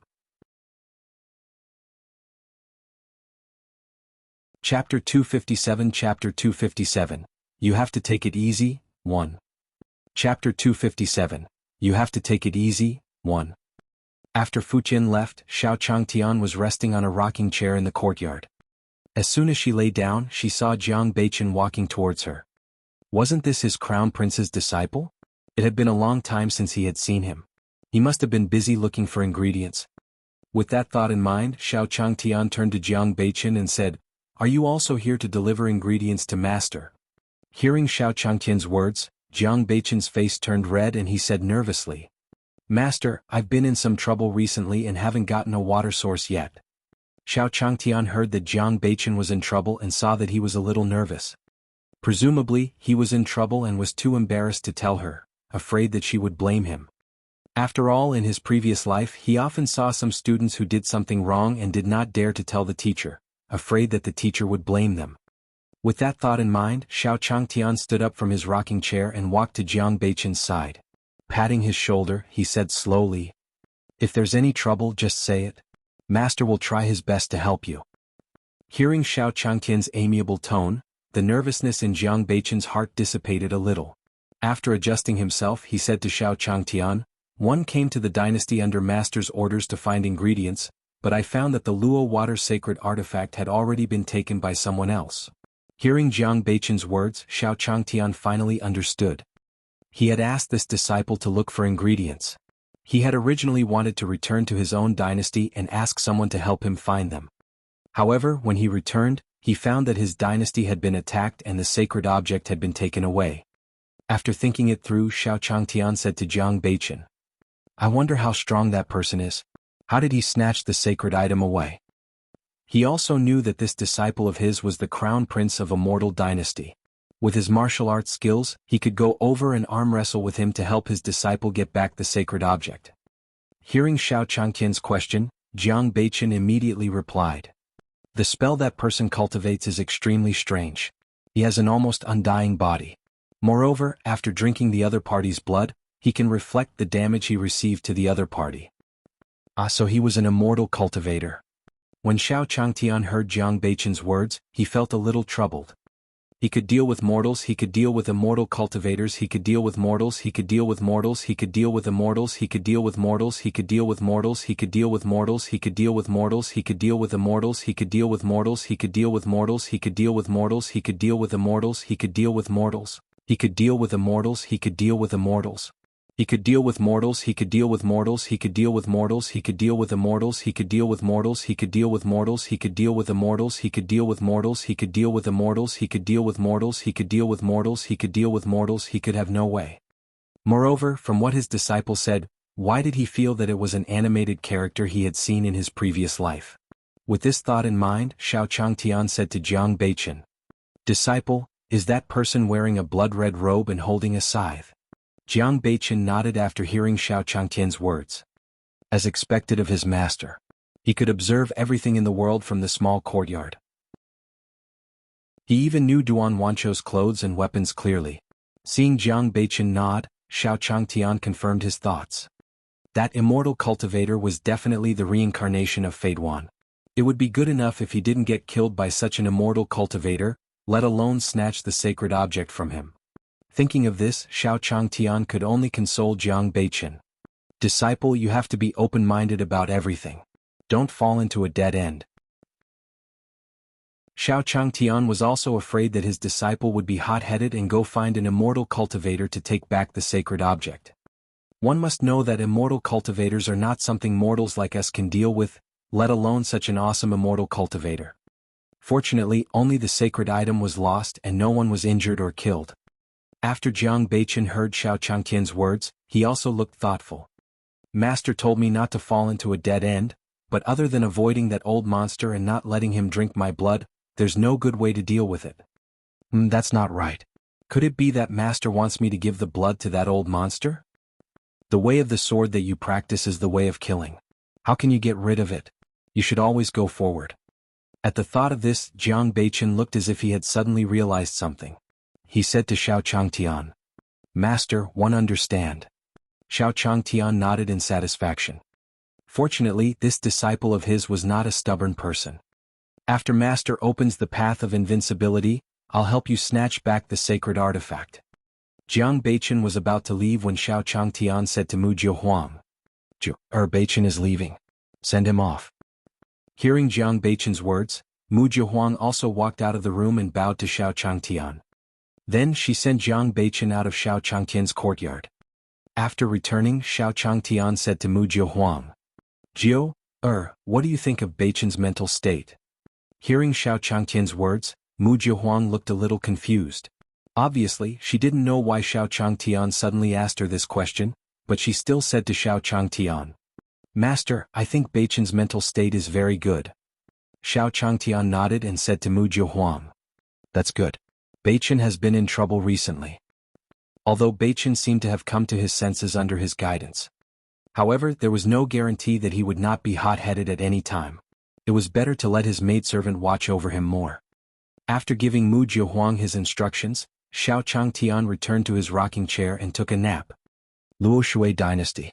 After leaving Xiao Changtian's courtyard, Jiang Beichen immediately returned to the Luo Shui dynasty. At this moment, Jiang Beichen stood in the palace of Luo Shui Palace and said to Luo Tian, Luo Tian, your Luo Water Empire has been resting for the past few days. Do you dare to join me in sending troops to the Blood Sickle Empire? After defeating the Blood Sickle dynasty, Luo Tian's reputation in the Luo Shui dynasty had reached an unprecedented height. Naturally, he would replace his father and become the new king of the Luo River dynasty. After hearing Jiang Beichen's words, Luo Tian quickly replied, My Luo Water Empire is willing to follow Senior to send troops to the Blood Sickle Empire to avenge our past humiliation and repay Senior's kindness. Seeing Luo Tian's expression, Jiang Beichen nodded and said, Then you should reorganize and set off now. Jiang Beichen felt that Luo Tian was just a friend he had met by chance. If Luo Tian had rejected him, he wouldn't have said anything. He would have just assumed that he had misjudged Luo Tian. Soon, the Luo Water Dynasty army was ready to go under Luo Tian's reorganization. Luo Tian brought Jiang Beichen to the top of the city wall and said to him, Senior, the Luo Water Dynasty army can set off at any time. After Luo Tian finished speaking, Jiang Beichen took the lead and flew out on his flying sword. Seeing Jiang Beichen's actions, Luo Tian said to the army below, All troops listen up. Follow Senior and attack. Chapter 258 Chapter 258 Oh no, I forgot to bring the Nanming Ignis painting one. Chapter 258 Oh no, I forgot to bring the Nanming Ignis painting one. 3 streaks of light streaked across the sky above the North Barren State. Nailin Yen was nestled in Li Wushuang's arms, and beside her was Chu Yuanshan, who was wearing a beast skin coat. After a round of fighting, the 3 of them had been searching for the whereabouts of the Lord of the Divine Court for the past few days. In midair, the scenery below could be seen at a glance. Nailin Yen pointed at Great Sun Town below and said slowly, Brother Wushuang, that seems to be the most powerful sect within a few miles. Shall I go down and ask them to take a rest? Nailin Yen had originally thought that with Chu Yuanshan joining them, they would be able to quickly find the position of the Lord of the Divine Court. However, they did not expect that after talking to Chu Yuanshan, they realized that Chu Yuanshan knew even less than they did. If it wasn't for Chu Yuanshan's strength, Nailin Yen would have asked Li Wushuang to part ways with him long ago. Li Wushuang had always been a bootlicker to Nailin Yen. After hearing Nailin Yan's words, he casually glanced down and smacked Nailin Yan's face before saying, All right, Bao, I'll listen to you. After spending a few days with them, Chu Yuanshan was already used to their affectionate behavior. Originally, he had planned to attack Li Wushuang and the others after he recovered his strength. However, after discovering that they knew more about the Lord of the Divine Court than he did, he kept them alive, wanting to find the source of their information. After hearing Li Wushuang and Nalin Yan's words, Chu Yuanshan also snorted coldly, indicating his agreement. After arriving on the Tianyuan continent, Chu Yuanshan was first beaten up by Gan Tianlei and the others, then he searched for the Lord of the Divine Court with Li Wushuang and the others. He hadn't had a good rest yet, but the impression that Dayang Town had left on him wasn't very good. Seeing that there were no objections, the three of them flashed and appeared in the Great Sun sect. At this moment, the Great Sun Immortal was in his room studying the calligraphy and painting that Xiao Changtian had given him. Comprehending the artistic conception in the painting had already become the daily routine of the Great Sun Immortal. Bang, bang, bang. Suddenly, there was a series of knocks on the door, followed by an anxious voice. Sect Master, bad news. 3 people suddenly came outside, muttering that they want to find you. When he heard that a disciple of his sect had been injured, the Great Sun Immortal immediately stood up from the bed. He opened the door and said to the panting Great Sun sect disciple, "Where are they now? Bring me there." At the same time in Great Sun Hall, Li Wushuang was holding a whip in her hand. She would occasionally whip the Great Sun sect disciples who had fallen in front of her. This whip was obtained from robbing a divine lord a while ago. Another whip landed on the back of another Great Sun sect disciple, and a trail of blood immediately appeared on his back. The sect leader of a small Great Sun sect actually didn't come out to welcome me. I want to see when he will come out. Li Wushuang whacked the Great Sun sect disciple casually as she spoke with dissatisfaction. After the interrogation just now, he knew that the Great Sun Immortal was only a Saint King. A puny Saint King actually didn't come out to welcome him, and these disciples even told him that the sect master was resting and needed to report.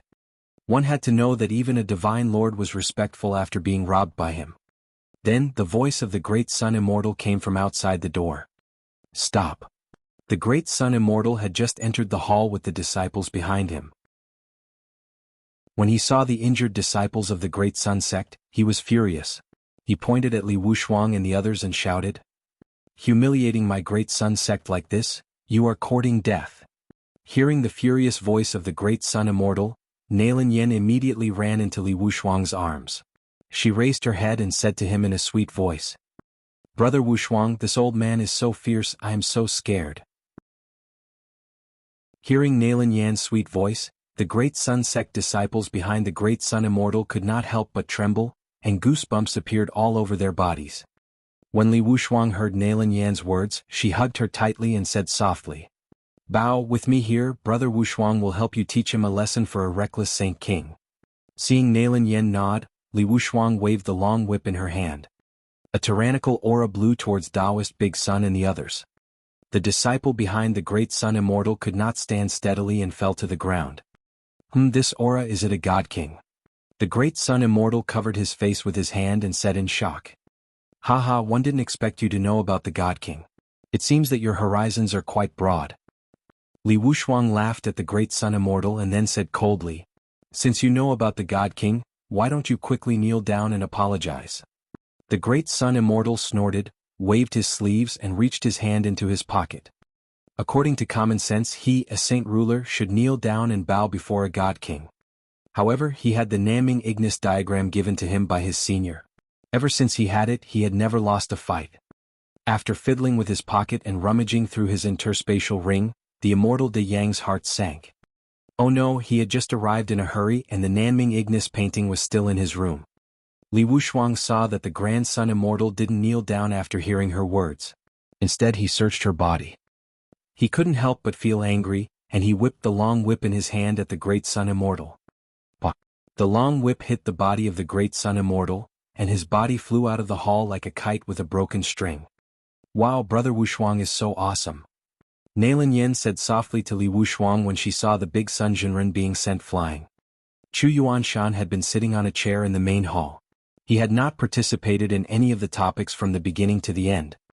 Outside the Great Sun Palace, Taoist Master De Yang was lying on the ground with blood still dripping from his mouth.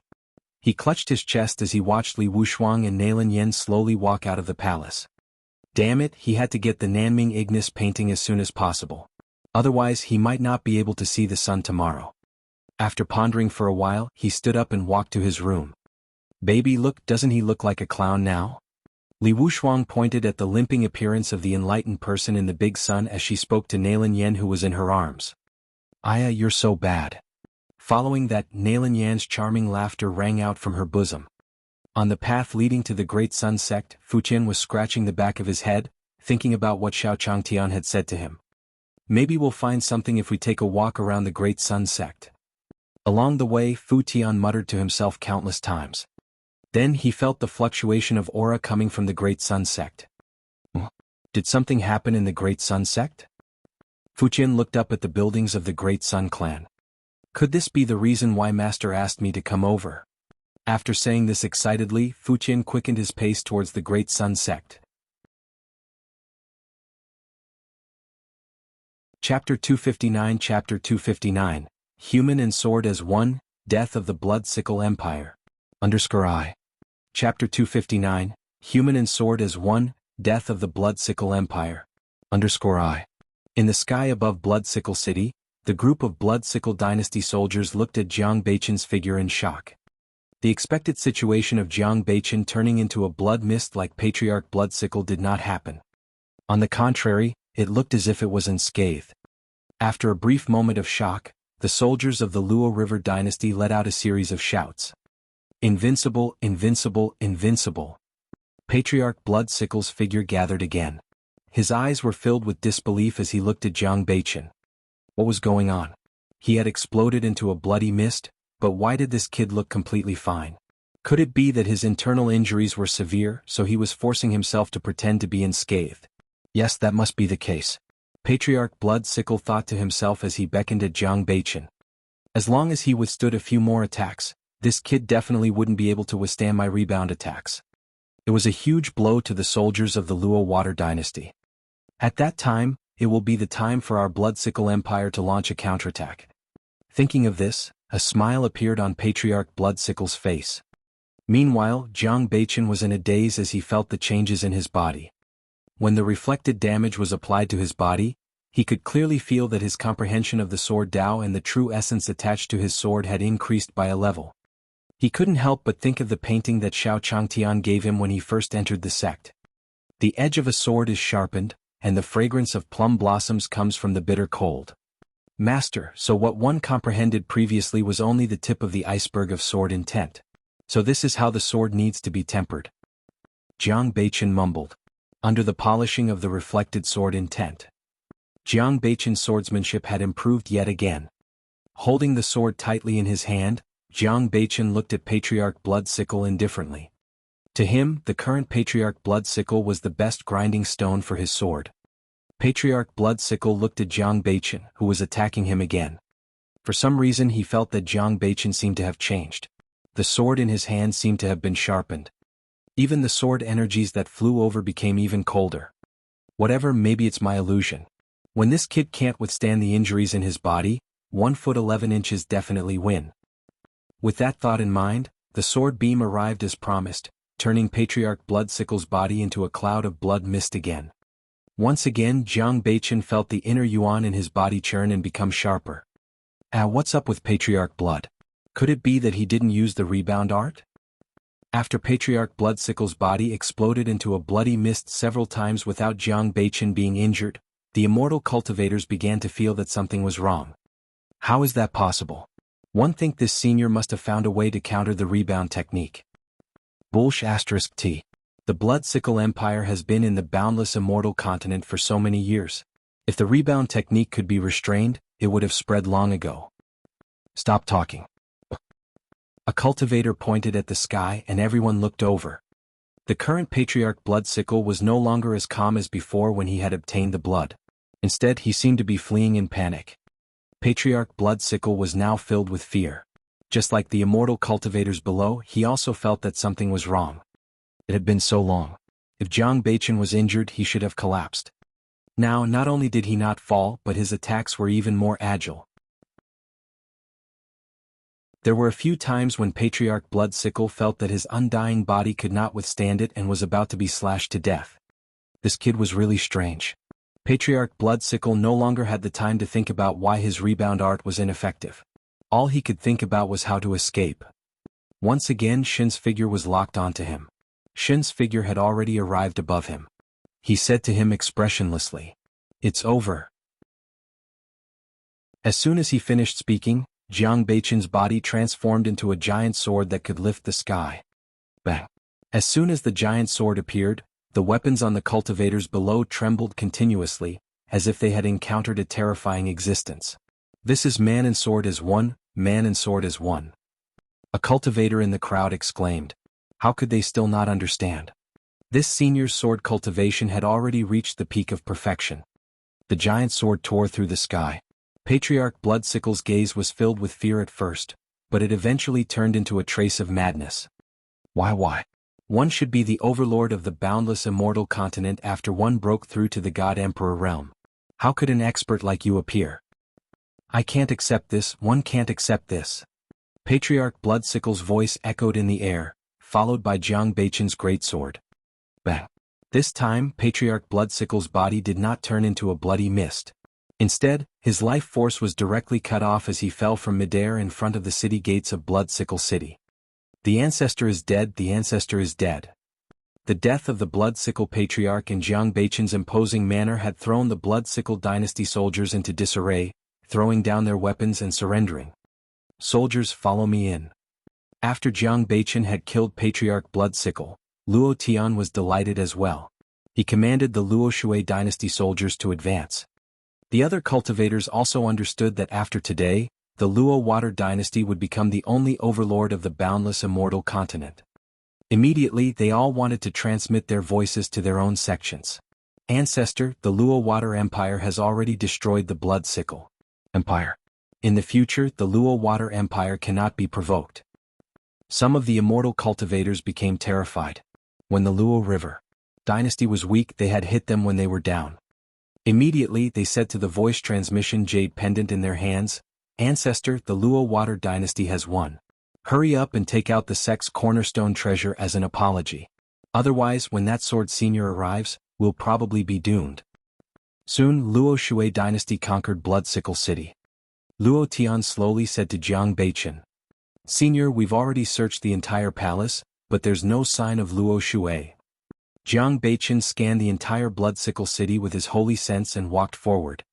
He said to Luo Tian, Follow me. Soon, Jiang Beichen appeared on the Bloodsickle dynasty square. With a swing of his sword, the Bloodsickle Patriarch statue on the square was cut in half, and a spatial entrance appeared. This is the Bloodsickle Empire's secret chamber?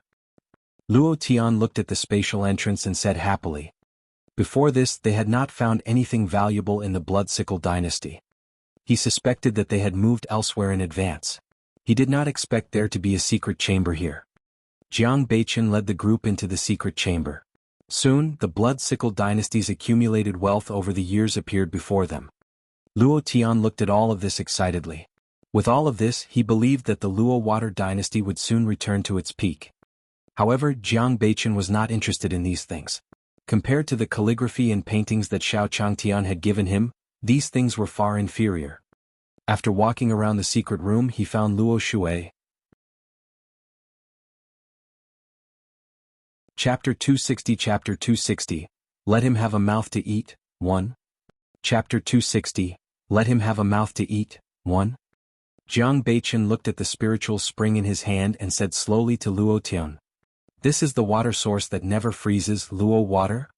Luo Tian nodded and said slowly, Yes, this is Luo Water. As long as it is matched with the corresponding array formation, a mystic realm can be constructed. The density of spiritual energy there will be several times that of the outside world. When Jiang Beichen heard Luo Tian's words, he also felt the Luo Water in his hand. However, he could sense that the Luo Water's energy was slowly dissipating. If this continued, wouldn't the water source be useless when his master cooked? Luo Tian seemed to have noticed Jiang Beichen's confusion and quickly said to him, Senior, after Luo Shui was seized by the Bloodsickle Empire, Patriarch Bloodsickle must have forcefully seized the energy in his body, causing Luo Shui's energy to flow away. Jiang Beichen couldn't help but ask, "Is there a solution to this?" Now that he had finally obtained Luo Shui, if he were to cripple it, he would have to find another one. When Luo Tian heard Jiang Beichen's words, he replied, "Senior, don't worry. This Luo Shui river has some connections with our Luo Shui dynasty's cultivation technique. As long as it is nourished by our Luo Shui dynasty's cultivation technique, it will recover in a few days." Hearing Luo Tian's words, Jiang Beichen was relieved and immediately said, "How about this? 1 foot 11 inches, leave this Luo water here to nourish it first. Then you'll follow me to see master." Luo Tian was excited when he heard that he was going to Jiang Beichen's master. He had admired Jiang Beichen's master for a long time. This senior went to see his master and used the human sword unity after returning. It was hard to imagine what realm that person's strength had reached. However, I have to remind you in advance that master is currently tempering his heart in the mortal world and playing around. When you reach master, you can't casually release your true essence. Otherwise, neither of us can bear the responsibility, understand? After Luo Tian heard Jiang Beichen's words, he quickly nodded. Following that, Jiang Bei led them to the stronghold between the two worlds. "Senior, we are..." Luo Tian also felt a little strange when she saw Jiang Beichen bring her to the barrier between the two worlds. Master is not in the divine world. He lives in the lower realm. However, don't look down on the lower realm. Your boundless immortal continent can't even compare to a brick in Master's courtyard. As Jiang Beichen spoke, he brandished the sword in his hand to break the barrier between the two worlds. Luo Tian looked at Jiang Beichen's master with even more anticipation when he saw Jiang Beichen casually open the barrier between the two worlds that was filled with nomological laws. Then he followed Jiang Beichen and flew down to the lower realm. Xiao Changtian was in the courtyard at the moment. He said to Mu Jiahuang, How has Beichen been recently? Has he done anything extreme?" Xiao Changtian was also very worried about his disciple's situation after he found out that Jiang Beichen's dynasty was attacked by Xiaxianists. Mu Jiahuang shook her head and said to Xiao Changtian, "Master, Beichen has been doing well recently. There's no problem." After Xiao Changtian told her to keep an eye on Jiang Beichen, she had talked to him when she was feeding the black tortoise. From Black Tortoise, he knew that Jiang Beichen had not had any difficulties recently. On the contrary, he had made a breakthrough, so he told Xiao Changtian the truth. At this moment, there was a knock on the door of the courtyard. Then Xiao Changtian saw Jiang Beichen walk in with a young man. Jiang Beichen came to Xiao Changtian's side and bowed to him before saying, "Master, I've already found the unfreezing water source." Then he gestured to Luo Tian behind him. Luo Tian followed behind Jiang Beichen and sized up Xiao Changtian as he entered. In his eyes, Xiao Changtian was dressed in a green robe and had a graceful bearing. He looked like an immortal. Moreover, the aura on his body did not leak out at all. Presumably, it had already reached a level that he could not catch up with. Then he saw a scene that he would never forget. A phoenix with an endless fire domain around its body. A divine dog that used the stars in the universe as a chessboard and opened its bloody mouth to devour the sky and the moon. An ant that walked out of the chaos. There was also a golden dragon whose body covered the heavens. These terrifying auras directly pressed him until he couldn't breathe.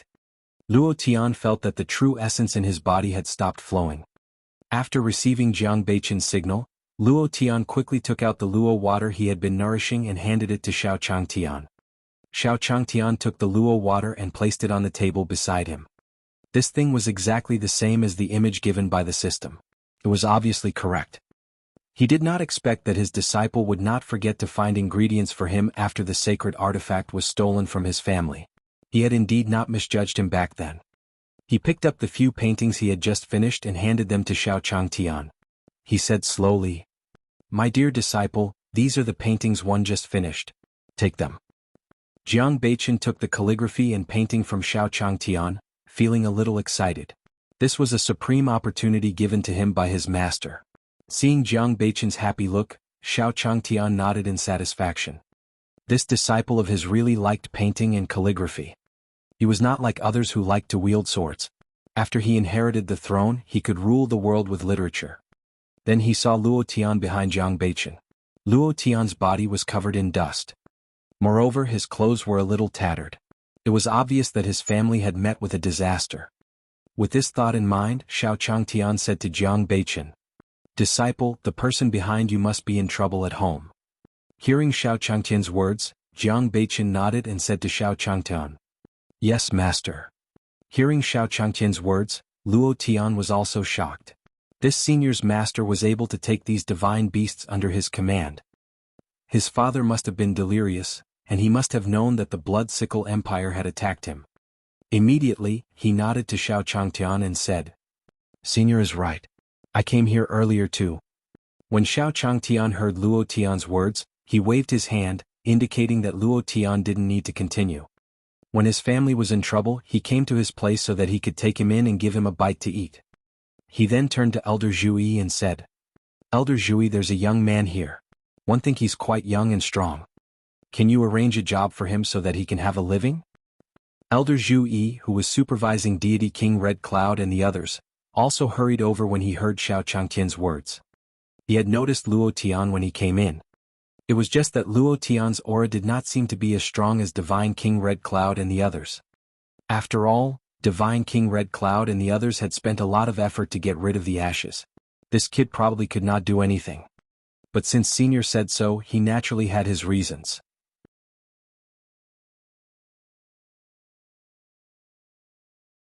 Chapter 261 Chapter 261. What exactly did you experience that made the godly king feel that the divine world was not smelly? Chapter 261. What exactly did you experience that made the godly king feel that the divine world was not smelly? After hearing Xiao Changtian's order, Elder Zhui walked up to Luo Tian and said slowly, Brat, follow me. Luo Tian looked at Elder Zhui in shock. He had wanted to thank Xiao Changtian and Jiang Beiqian, but Xiao Changtian had arranged a job for him. What was Senior doing? Although Luo Tian had some doubts, he still followed Elder Zhui over. After a while, Elder Zhui led Luo Tian to the yard. This was God King Hong Yun, God King He Tian, and Luo Tian looked at the scene in front of him in disbelief. As for God King Red Cloud and the others, although he had never seen them before, he still knew their unique attire. Furthermore, after sensing for a while, he discovered that each and every one of the people carrying bricks and smashing dust here was stronger than him. They were all at the godly king cultivation level. Why were these god kings all moving bricks and smashing dust here?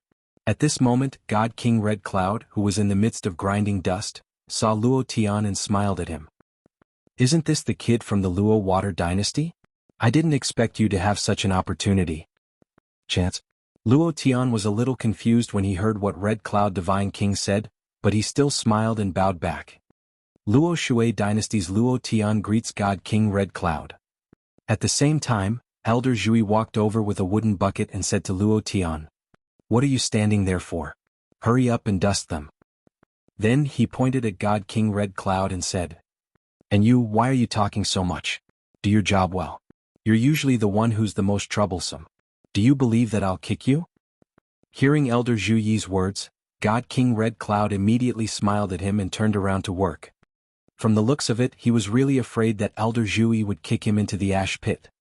And you guys don't think that you have nothing to do just because one didn't say anything. Do your job well and don't slack off. As he spoke, Elder Zhui waved the whip in his hand at the other god kings. When those who were in the midst of dust scattering heard Elder Zhui's words, they lowered their heads and began to work seriously. He looked like a child who had done something wrong. Luo Tian was also stunned. Heavens, what did one just see? Luo Tian rubbed his eyes. Just now, this Deshang stage cultivator in front of him was teaching a lesson to the God King. Furthermore, it was a large group of godly kings. More importantly, these godly kings were even submissive, as if they did not dare to offend him. Luo Tian felt like his worldview had been greatly impacted. One had to know that these godly kings were also figures who dominated a region in the divine realm. Just as Luo Tian was in shock, he saw a person carrying a wicker basket pass by him. The wicker basket was filled with bricks of all sizes. Young man, you must be new. After that person slowly said this to him, he went to the side and started moving bricks. Isn't this Emperor Gord? Luo Tian looked at the figure and said slowly in his heart. When he was young, he was lucky enough to meet the Gord Emperor. At that time, he was already a supreme expert who dominated a region. He did not expect him to be carrying bricks here. Luo Tian was so shocked that he could not speak. It was as if he had not come to the lower realm but to the immortal world. Oh no, it was the human realm upon heavens. It was rumored that only the godly monarchs of the human realm upon heavens would carry bricks and dust. At this moment, the black-robed God King was carrying a wooden bucket to get some mud. When he saw Luo Tian still standing there, he said to him, "Why are you still standing there? Hurry up and get to work." When God King Black Heaven wanted to say something, he saw Elder Zhu Yi staring at him. Dark Sky Divine King immediately shut his mouth and started working. After Luo Tian heard the Black Sky Divine King's words, he planned to follow him. He also wanted to know what exactly had happened to make these God Kings leave the God King Palace and come here to carry bricks and dust. Moreover, they looked like they were enjoying themselves. Just as he was about to pick up the wooden bucket by his feet, Luo Tian realized that he couldn't lift it. What happened? Luo Tian looked into the barrel. There was nothing inside. The true essence in his body slowly gathered in his palm. He used force to lift the bucket again and finally lifted the bucket off the ground. This wooden barrel was unusually heavy. Luo Tian wiped the sweat off his forehead and filled the bucket with muddy water. Suddenly he felt a heavy weight in his hand, and the wooden bucket fell to the ground with a thud. What was going on? Luo Tian felt that the wooden bucket had become several times heavier after adding muddy water. Now, Luo Tian finally understood that the wooden bucket in his hand was probably some kind of spirit weapon or even immortal weapon. Also, the muddy water in the wooden bucket was probably some kind of awesome spiritual item. After that, Luo Tian felt a sense of exhaustion in his body. Then, the true essence in his body slowly recovered, and it was even more condensed than before. His cultivation base had already reached the peak stage of God Monarch.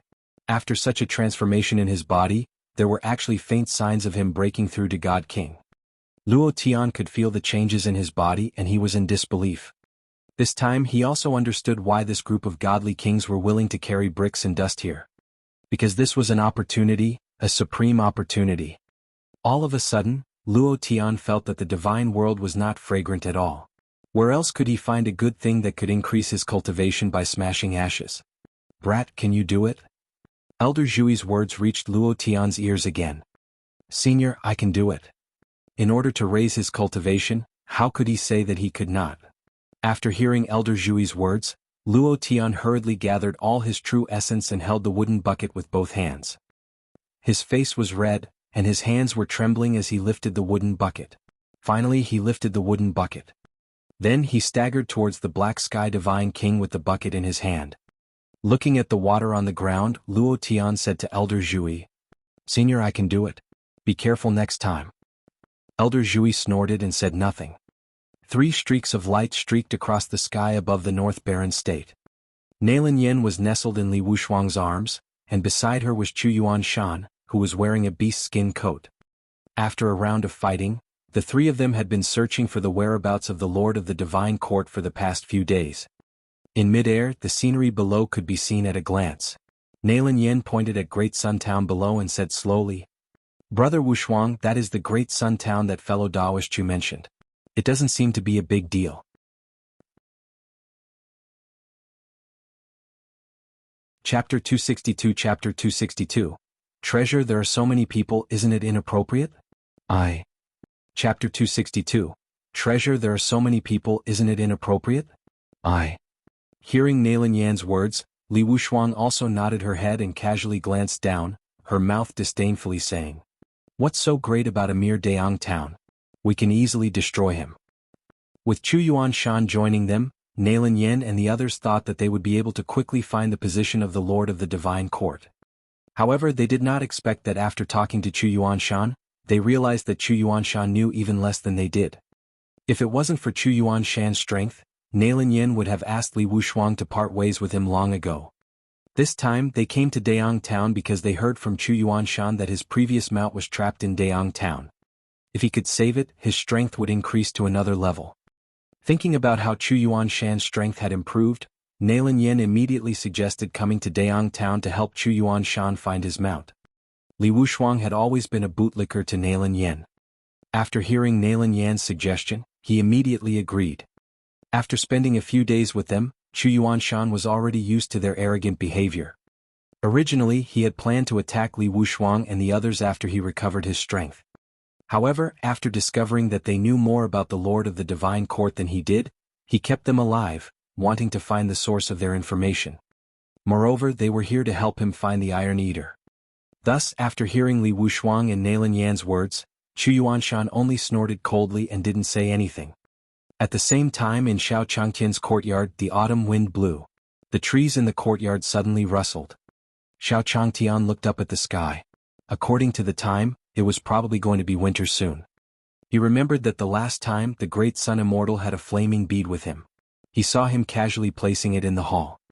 It seemed to be used as an ornament. If he could borrow it, he could make it into a small sun to keep warm. With this thought in mind, Xiao Changtian said to Fu Tian, "Fu Tian, help me go to the Great Sun sect and borrow the fire pearl from the Great Sun Immortal." "All right." When Fu Tian heard Xiao Changtian's words, he immediately agreed. Ever since he found the ingredients, he had nothing to do in the courtyard for the past few days. Hearing Xiao Changtian's words, he naturally went out. In the town of Great Sun, Li Wushuang was holding a whip in her hand. From time to time, she would whip the disciples of Great Sun sect who had fallen in front of her. This whip was obtained from robbing a divine lord a while ago. The whip landed on the back of a Great Sun sect disciple, and a trail of blood immediately appeared on his back. It's just a small Great Sun sect. After one came to Great Sun Town, the sect master actually didn't come out to welcome me. I want to see when he will come out. Li Wushuang whacked the Great Sun sect disciple casually as she spoke with dissatisfaction. These people were the disciples of Great Sun sect who had gone out to patrol Great Sun Town. When he met Li Wushuang, he was captured and tortured by her. After a round of interrogation, he also knew that the cultivation of the Great Sun Immortal was only that of a Saint King. When he came to Daong Town, a puny Saint King actually did not come out to welcome him. These disciples even told him that the sect master would not let him off. One had to know that even a divine lord was respectful after being robbed by him. A puny Great Sun sect dared to threaten him. Immediately he slapped the Great Sun sect disciple a few more times. On the path leading to the Great Sun sect, Fu Tian was scratching the back of his head. Then he saw some people fleeing in panic on the street. What happened?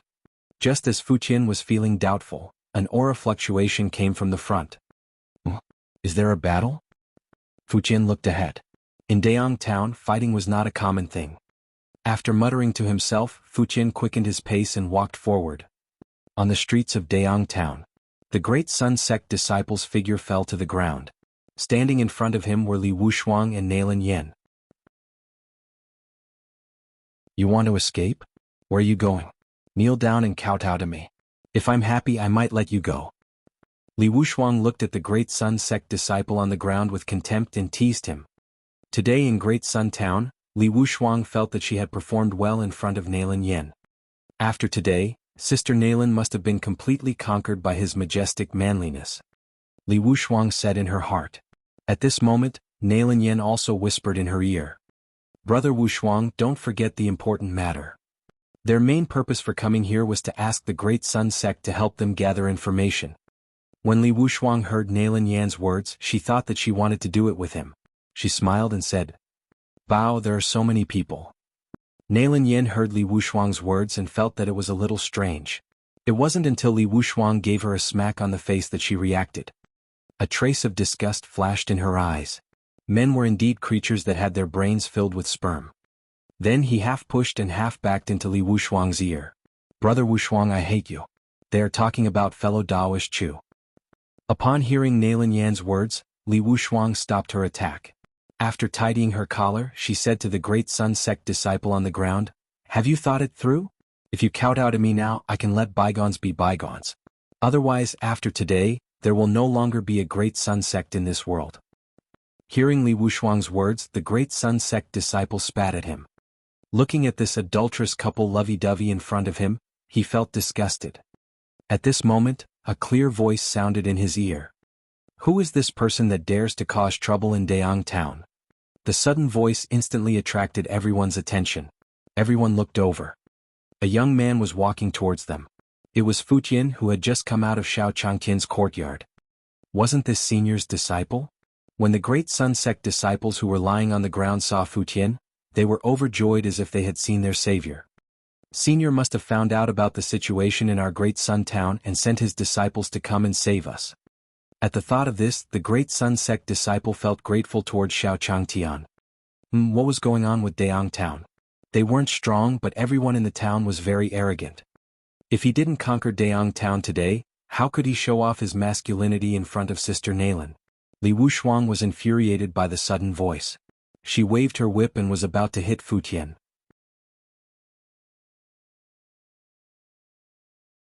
Chapter 263 Chapter 263, Fu Tian wants to rape me 1. Chapter 263, Fu Tian wants to rape me 1. On the other hand, Nalan Yin was stunned when she saw Fu Tian's figure. She could not help but say, Fu Tian? Hearing Nalan Yan's words, Li Wuxuang stopped what she was doing and said to Nalan Yan in her arms, Bao, do you know this person? Nalan Yan's eyes flashed when she heard Li Wuxuang's name. Back at Incense Burner Peak, this Fu Tian had humiliated him. He did not expect to meet him here today. As long as he killed him, no one would know about his past. Nalan Yin was just about to speak to Li Wuxuang when she heard Fu Tian's voice. Nalan Yin, I didn't expect you to still be the same as before. You really can't change your ways. What did you say? Li Wuxuang shouted at Fu Tian. Nalan Yin even pretended to be sobbing as she snuggled into Li Wuxuang's embrace, saying in a wrong tone, Brother Wuxuang, do you still remember what one told you before? When one was young, my family was not good. There were always people who coveted me. That Fu Tian wanted to rape me before. Saying this, Nalan Yin began to sob in Li Wuxuang's embrace. It was said that Fu Tian wanted to rape Nalan Yin and cooperate with Nalan Yan's tears. At this moment, Li Wuxuang was already filled with anger. She didn't care about whether it was real or fake. Immediately he said to Nalan Yin, Bao, it's okay. Brother Wuxuang will help you get justice. Hearing Li Wuxuang's words, Nalan Yan's lips curled into a cold smile, as if she could already see what would happen to Fu Tian. Fu Tian, this time I'm going to pay you back double for the humiliation you gave me.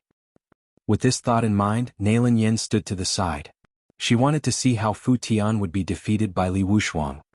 When Fu Tian saw Nalan Yan's acting skills, he could not help but give her a thumbs up in his heart. With his current strength, Nalan Yan's words earlier were naturally all taken in by his ears. What poor family background, what I want to rape you. Don't even mention having a little bit of contact with you. It's simply making up something out of nothing, okay? While Fu Tian was sighing in his heart, Li Wuxuang's long whip also broke through the air.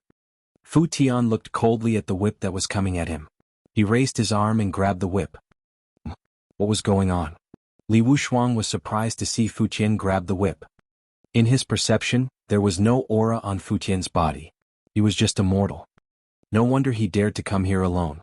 It turned out that he had hidden his aura. However, with my God King level, so what if I hide my aura?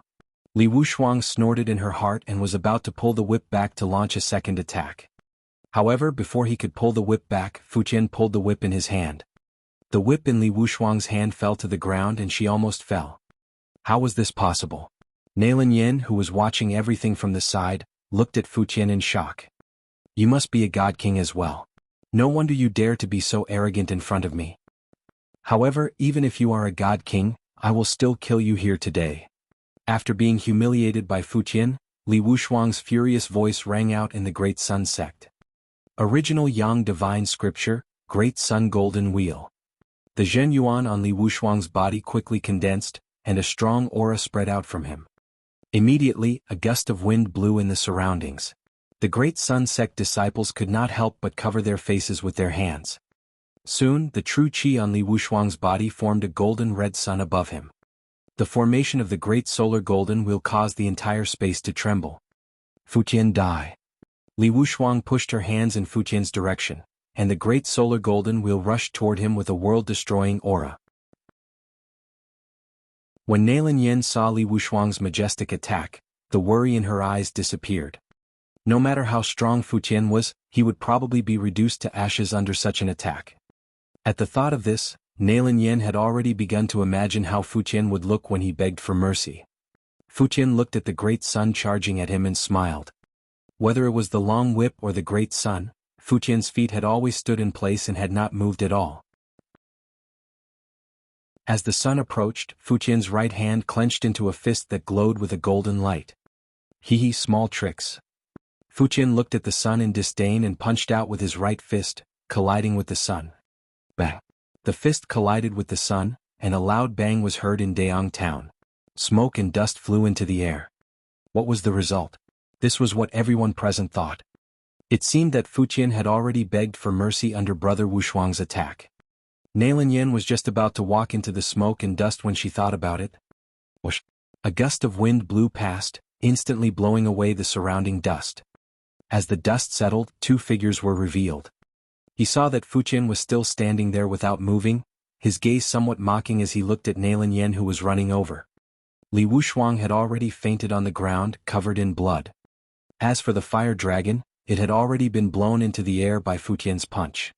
When the great Sun Sect disciples saw this scene, they were stunned for a moment before they shouted, "Invincible, invincible, invincible!"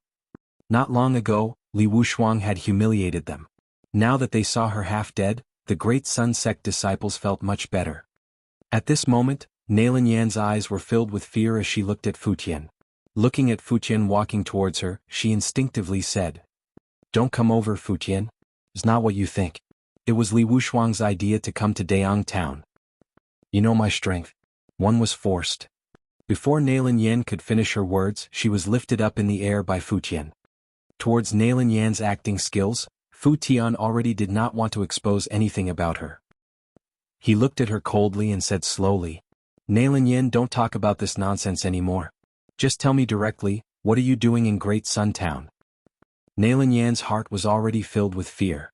Now that she was faced with Fuqian's cold words, how could she dare to hide anything? Just as she was about to speak, she saw Fuqian frown. His figure flashed and he brought her to the other side. At the place where they were originally standing, a ray of light flashed past, leaving a huge pit on the ground. "So you have other accomplices?" Fuqian said to Nailan Yan indifferently, before turning his gaze in another direction. They saw a fur-clad man gathering dark green true essence in his hand as he looked straight at them. Chu Yuanshan had been watching from the side. After the collision between Li Wushuang and Fuqian, he immediately walked over. Nailan Yan, who was in Fuqian's hands, looked at Chu Yuanshan, who was standing at the side. It was as if she had grabbed onto a life-saving straw and shouted at Chu Yuanshan, "Fellow Taoist Chu, save me."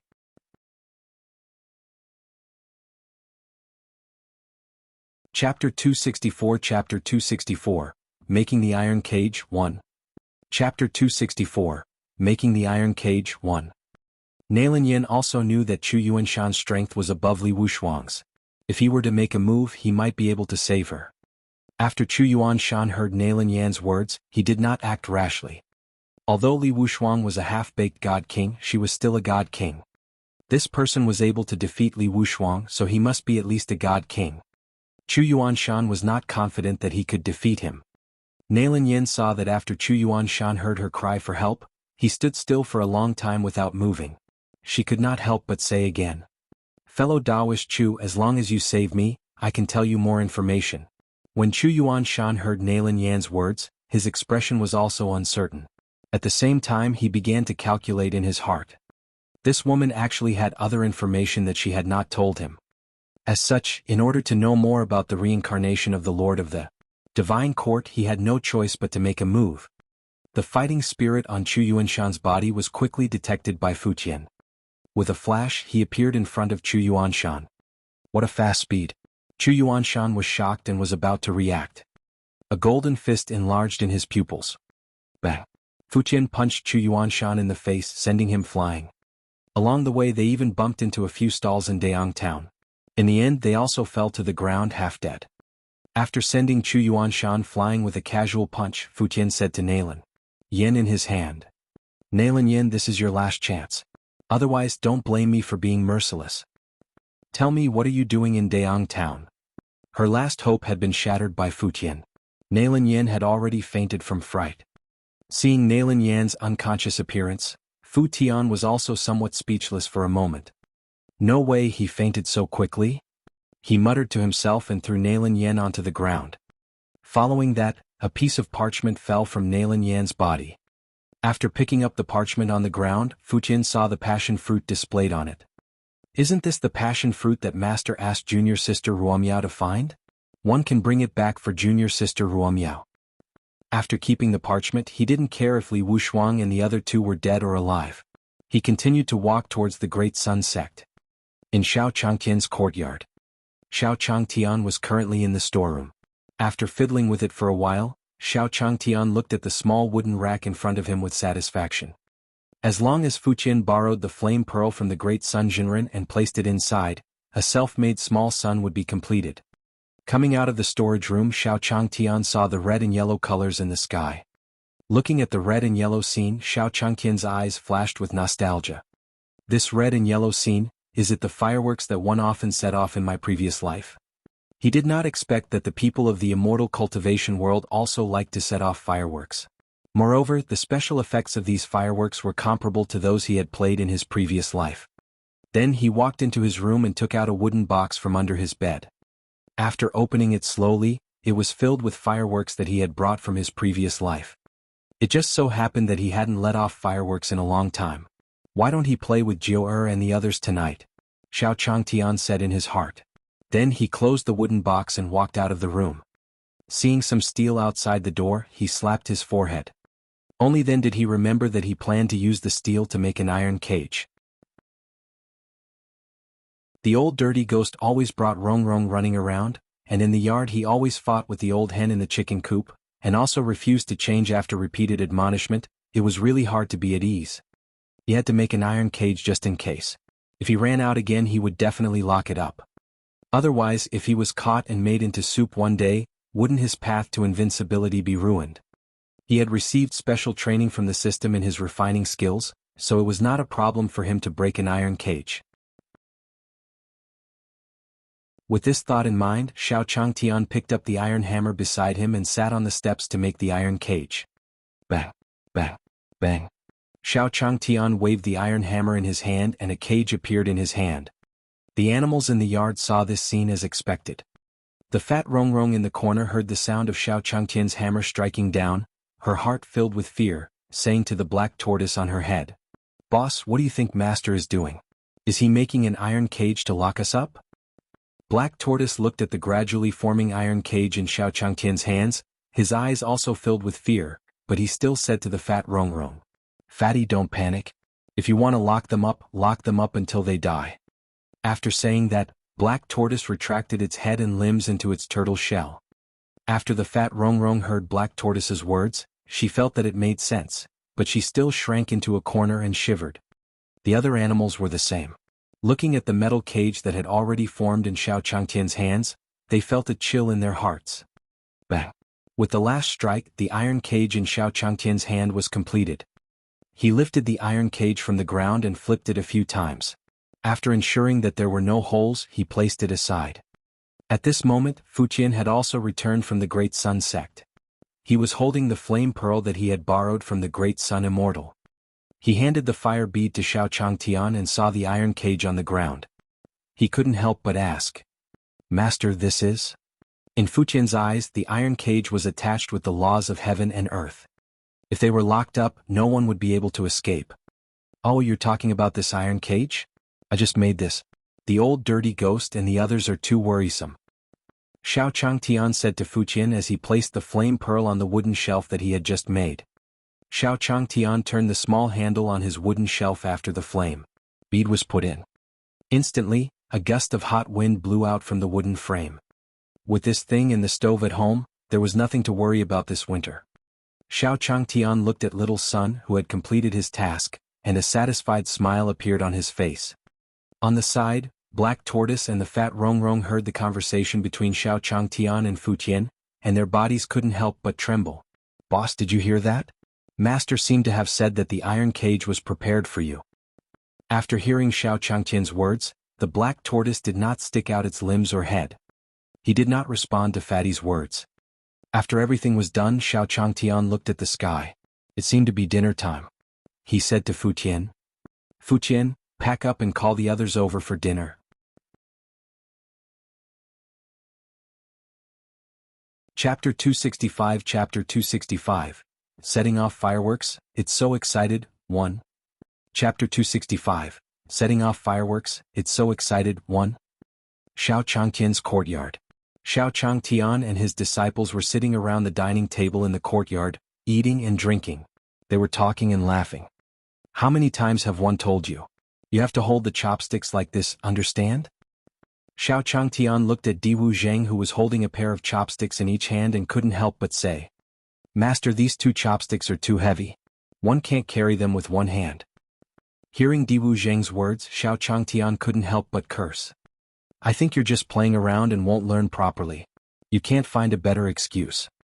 After dinner, Xiao Changtian picked up a wooden box and said to the others, "If you want to play, you can have fun today." Hearing Xiao Changtian's words and seeing him take out a wooden box, everyone was curious. Xiao Changtian slowly opened the wooden box in his hand, and everyone saw the fireworks inside. Di Wu Zheng and the others had never seen fireworks before. He asked Xiao Changtian, "Master, what is this?" Hearing Di Wu Zheng's words, Xiao Changtian was also a little stunned. He couldn't help but say, "These are fireworks. Haven't you seen them before?" "Fireworks?" Di Wu Zheng looked into the wooden box several times and shook his head. Xiao Changtian looked at Di Wu Zheng and suddenly understood. The fireworks that he brought in his previous life were for mortals to play with, while the people in the cultivation world were mainly immortal cultivators. He was sure that those cultivators had to use a certain method to make fireworks, but they could only use them for themselves. Although this disciple of his had some talent, he was not an immortal cultivator after all. Clearly, he had not reached the level where he could come into contact with fireworks. With this thought in mind, Xiao Changtian saw the puzzled expressions of the others and was even more certain of his guess. After taking out a firework from the wooden box, Xiao Changtian said to everyone, "This is something I used to play with. I'll show you. Watch carefully. It's very fun." Hearing that this was something Xiao Changtian used to play with, everyone stared at him. They also wanted to know what Xiao Changtian used to play with. After lighting the fuse, Xiao Changtian pointed it at the sky. With a swoosh, a ray of light flew out from Xiao Changtian's hand. When it reached midair, it exploded and turned into colorful lights.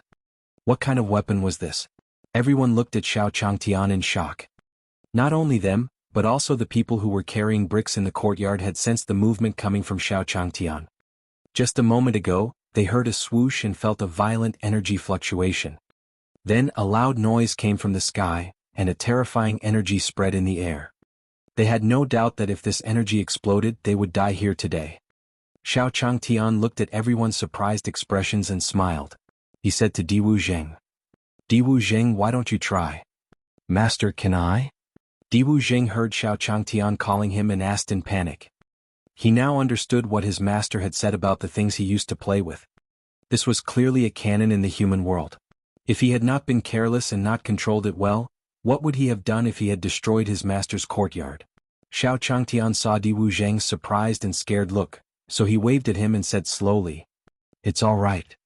When he first came into contact with fireworks, he was also surprised and afraid of them. However, after playing a few more times, he got used to it. After hearing Xiao Changtian's words, Di Wu Zheng walked to Xiao Changtian in shock. He took out a firework from the wooden box and lit the fuse with Xiao Changtian's help. With the same whoosh, Di Wu Zheng felt that more than half of his true essence was sucked away by the fireworks in his hand. Then the light flew into the air and exploded into 5-colored light. Xiao Changtian smiled when he saw Di Wu running back to the crowd after setting off the fireworks. Di Wu Zheng's current appearance was similar to the first time he came into contact with fireworks. After Di Wu Zheng returned to the crowd, Wang Miaoshou and the others also asked him, "Junior brother, how is Master's thing? How do you feel after using it?" Hearing what Fuqian and the others said, Di Wu Zheng also took a few breaths and said to them, "The fireworks in Master's hands are fun, but they consume a little true essence. Every time one shoot them, I feel that these fireworks drain a lot of true essence from my body. However, one feel that no one in the divine realm can withstand the might of these fireworks." Hearing Di Wu Zheng's words, the others nodded in agreement. After Di Wu Zheng left, Xiao Changtian said to the crowd, "Is there anyone else who wants to try?" At this moment, Di Tian walked over and spoke to Xiao Changtian. "Senior, can I try it?" After Di Wu Zheng and Xiao Changtian's demonstration, Di Tian could already feel how extraordinary these fireworks were. If he could keep one with him and use it for self-defense, he would have another trump card when he encountered the experts of the divine world who were hunting him down in the future. At this moment, Xiao Changtian's gaze was on his disciple.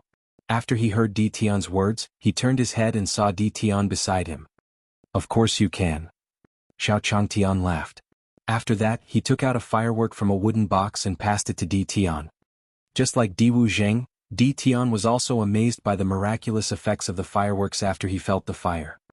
Then Xiao Changtian took out all the fireworks from the wooden box and said to the crowd, "Don't just stand there. Each of you can take one and play with it." As he spoke, Xiao Changtian threw one to each of them. Fu Qian and the others looked at the fireworks in their hands, and their eyes were filled with gratitude. This was the supreme opportunity that their master had given them. With these fireworks, they would have another way to save their lives when they went out in the future. Although they had yet to encounter anyone who could threaten them, it was always better to be prepared. Then Fu Qian and the others said to Xiao Changtian, "Thank you, master." At this moment, all the cultivators within 100 miles of the Great Sun sect were trembling. Just a moment ago, they felt a terrifying energy fluctuation coming from the sky above Dayang town. It was as if there were peerless experts fighting in the sky. Some of the cultivators who wanted to go over to investigate were blasted down by a powerful aura before they could get close. They fell to the ground not knowing whether they were dead or alive.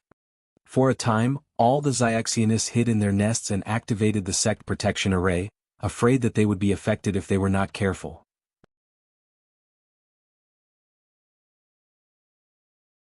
Chapter 266 Chapter 266:1 Found the Lord of the Divine Court, 1. Chapter 266:1 Found the Lord of the Divine Court, 1. In the sky above Dayang town. Li Wushuang, Nalin Yen and Chu Yuanshan were all in the air, their faces covered in dust and their clothes in a mess. After waking up in Great Sun Town, Nalin Yen immediately urged Li Wushuang and Chu Yuanshan to leave. She was afraid that Fu Qian would find out that they were still alive and chase after them. Nalin Yen was now somewhat traumatized by Fu Qian. Without needing Nalin Yen Duo to say anything, Chu Yuanshan and Li Wushuang wanted to leave Great Sun Town as soon as possible. Chu Yuanshan started to doubt his life. He had been beaten up by people twice when he came to Dayang town. If he had not seen the Iron Eaters, he would have suspected that he had not come to the Tianyuan continent. Bang, bang, bang. As the three of them flew in the air, they heard a series of loud sounds coming from ahead. Then a violent wind with intense energy fluctuations blew over. The three of them used their hands to block their faces. Then they felt the blood in their bodies churn. After being blown back by the strong wind, the three of them clutched their chests and looked forward in shock. Who was fighting? Looking at this aura, his cultivation was more than one level higher than theirs. Before they could figure it out, a colorful light exploded in front of them, and an even stronger energy wave swept towards them. Dodge! Chu Yuanshan shouted at Li Wushuang and the others before flying down. Bang! Although Chu Yuanshan reacted in time, the energy wave still passed through their bodies. The three of them spat out a mouthful of blood, and their bodies fell like kites with broken strings. At this moment, in the outer area of Xiao Changtian's courtyard, Di Tian stared at the extinguished fireworks in his hands, feeling extremely shocked in his heart. He didn't know what kind of ability was needed to make such a thing from Ghost Valley. Just one shot of these fireworks was enough to kill a godly emperor. If so many cannons were fired in succession, any faction would probably be reduced to ashes. As he thought of this in his heart, Di Tian's respect for Xiao Changtian grew even more. At this moment, Chu Yuanshan, Li Wushuang and Nalin Yen, who had fallen to the ground, were all covered in blood. It was obvious that they had suffered serious internal injuries from the energy fluctuation just now. Li Wushuang spat out a mouthful of blood and burst into laughter. I found it, ha ha ha. When Chu Yuanshan and Nalin Yen saw Li Wushuang's expression, they exchanged glances and understood the meaning in each other's eyes. Could it be that the energy fluctuations just now had damaged Li Wushuang's brain? Then, Li Wushuang excitedly grabbed Nalin Yan's hand and said to her, "Treasure, I found it. What did you find?" Nalin Yen said in horror when she saw the excitement on Li Wushuang's face. "I found the location of the Lord of the Divine Court." As she spoke, Li Wushuang took out a jade plate from her bosom. This was one of his personal treasures. It could be used to track the aura of immortal cultivators. When he was squatting in the mystic Jade Divine Hall, he had secretly recorded the aura of the Lord of the Divine Court. In the energy fluctuation just now, he felt the fluctuation coming from his jade plate. It was obvious that the aura of the Lord of the Divine Court had appeared. Chu Yuanshan's eyes lit up when he heard Li Wushuang's words. He said to Li Wushuang, "Have you found the Lord of the Divine Court? Where is he now?" After Chu Yuanshan finished speaking, Nailan Yen also shot Li Wushuang a questioning look. At this time, Li Wushuang quickly gathered her true qi and poured it into the jade plate. The jade plates in front of the three of them lit up. After a flash, Li Wushuang opened her eyes.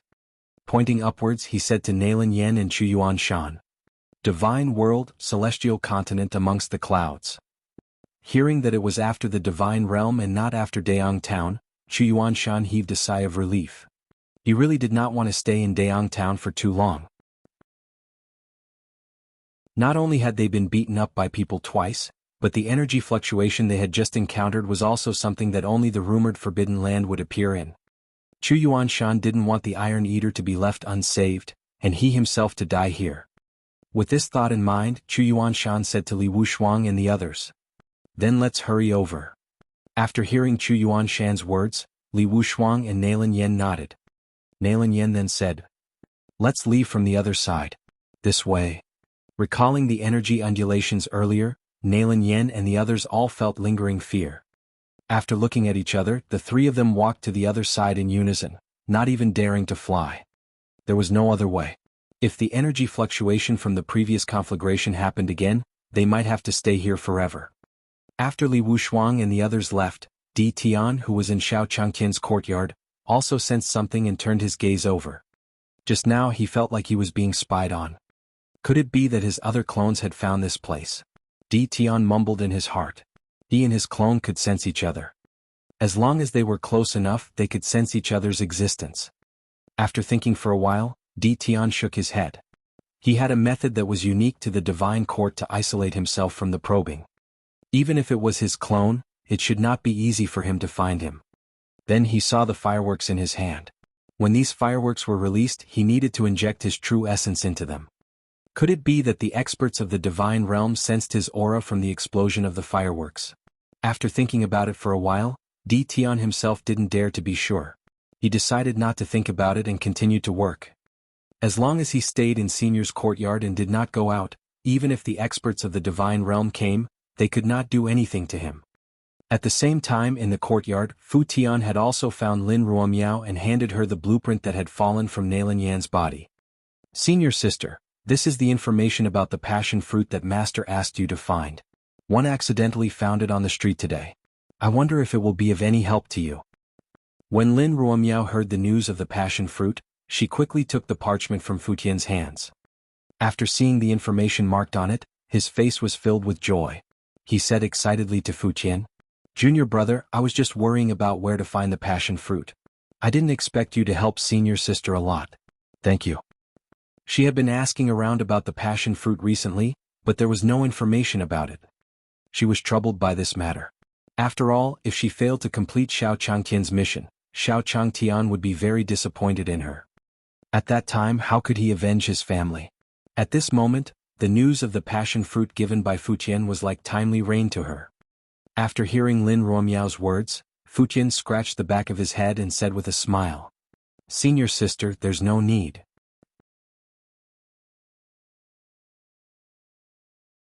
Chapter 267 Chapter 267 I got it, I don't need it, 1.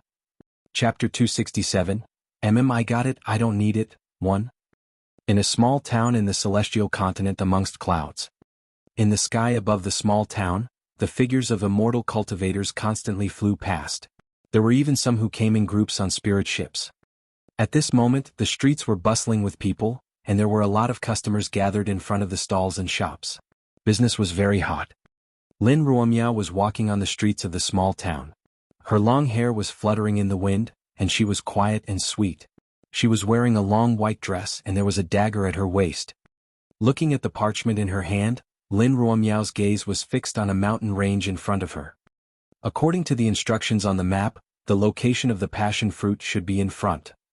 Lin Ruomiao muttered.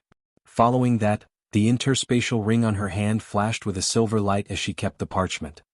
Stop squeezing, I was here first." "Who said that?" "I was here first." H11. A loud noise came from the front and attracted Lin Ruomiao's attention.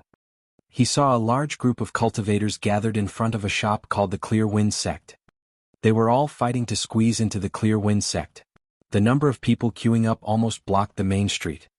With so many cultivators blocking her path, Lin Ruomiao frowned slightly and wanted to go around them. At this moment, an old man dressed in beast clothing walked up to Lin Ruomiao from a stall at the side. He pointed at the blueprint on the stall and said to her, "Miss, looking at your attire, you are also going to the Coiling Dragon Mountain Range to search for treasures, right? Do you want a map?" The old man stopped in front of the Clear Breeze sect when he saw Lin Ruomiao holding a blueprint. Combined with the dagger at her waist, it was obvious that she was here to find a sacred object, just like the immortal cultivators who had come to Coiling Dragon Town in the past few days. As he spoke, the old man patted his chest. "Based on my many years of experience in going in and out of the Coiling Dragon Mountain Range, I dare say that no one in Coiling Dragon Town has a more detailed map than me." After ruthlessly slaughtering a few young cultivators, the old man saw the hairpin on Lin Ruomiao's head and her tender face. No matter how he looked at it, it was like a lamb waiting to be slaughtered. When Lin Ruomiao heard this old man's words, she casually glanced at him. With her eyesight, how could she not see that this old man's beast skin was taken from a demonic beast that wasn't even at the mid-level deity stage? With such strength, even if he had been to the Coiling Dragon Mountain Range, what good map could he draw? Moreover, the parchment in his interspatial ring also contained complete information about the Coiling Dragon Mountain Range. There was no need for it at all.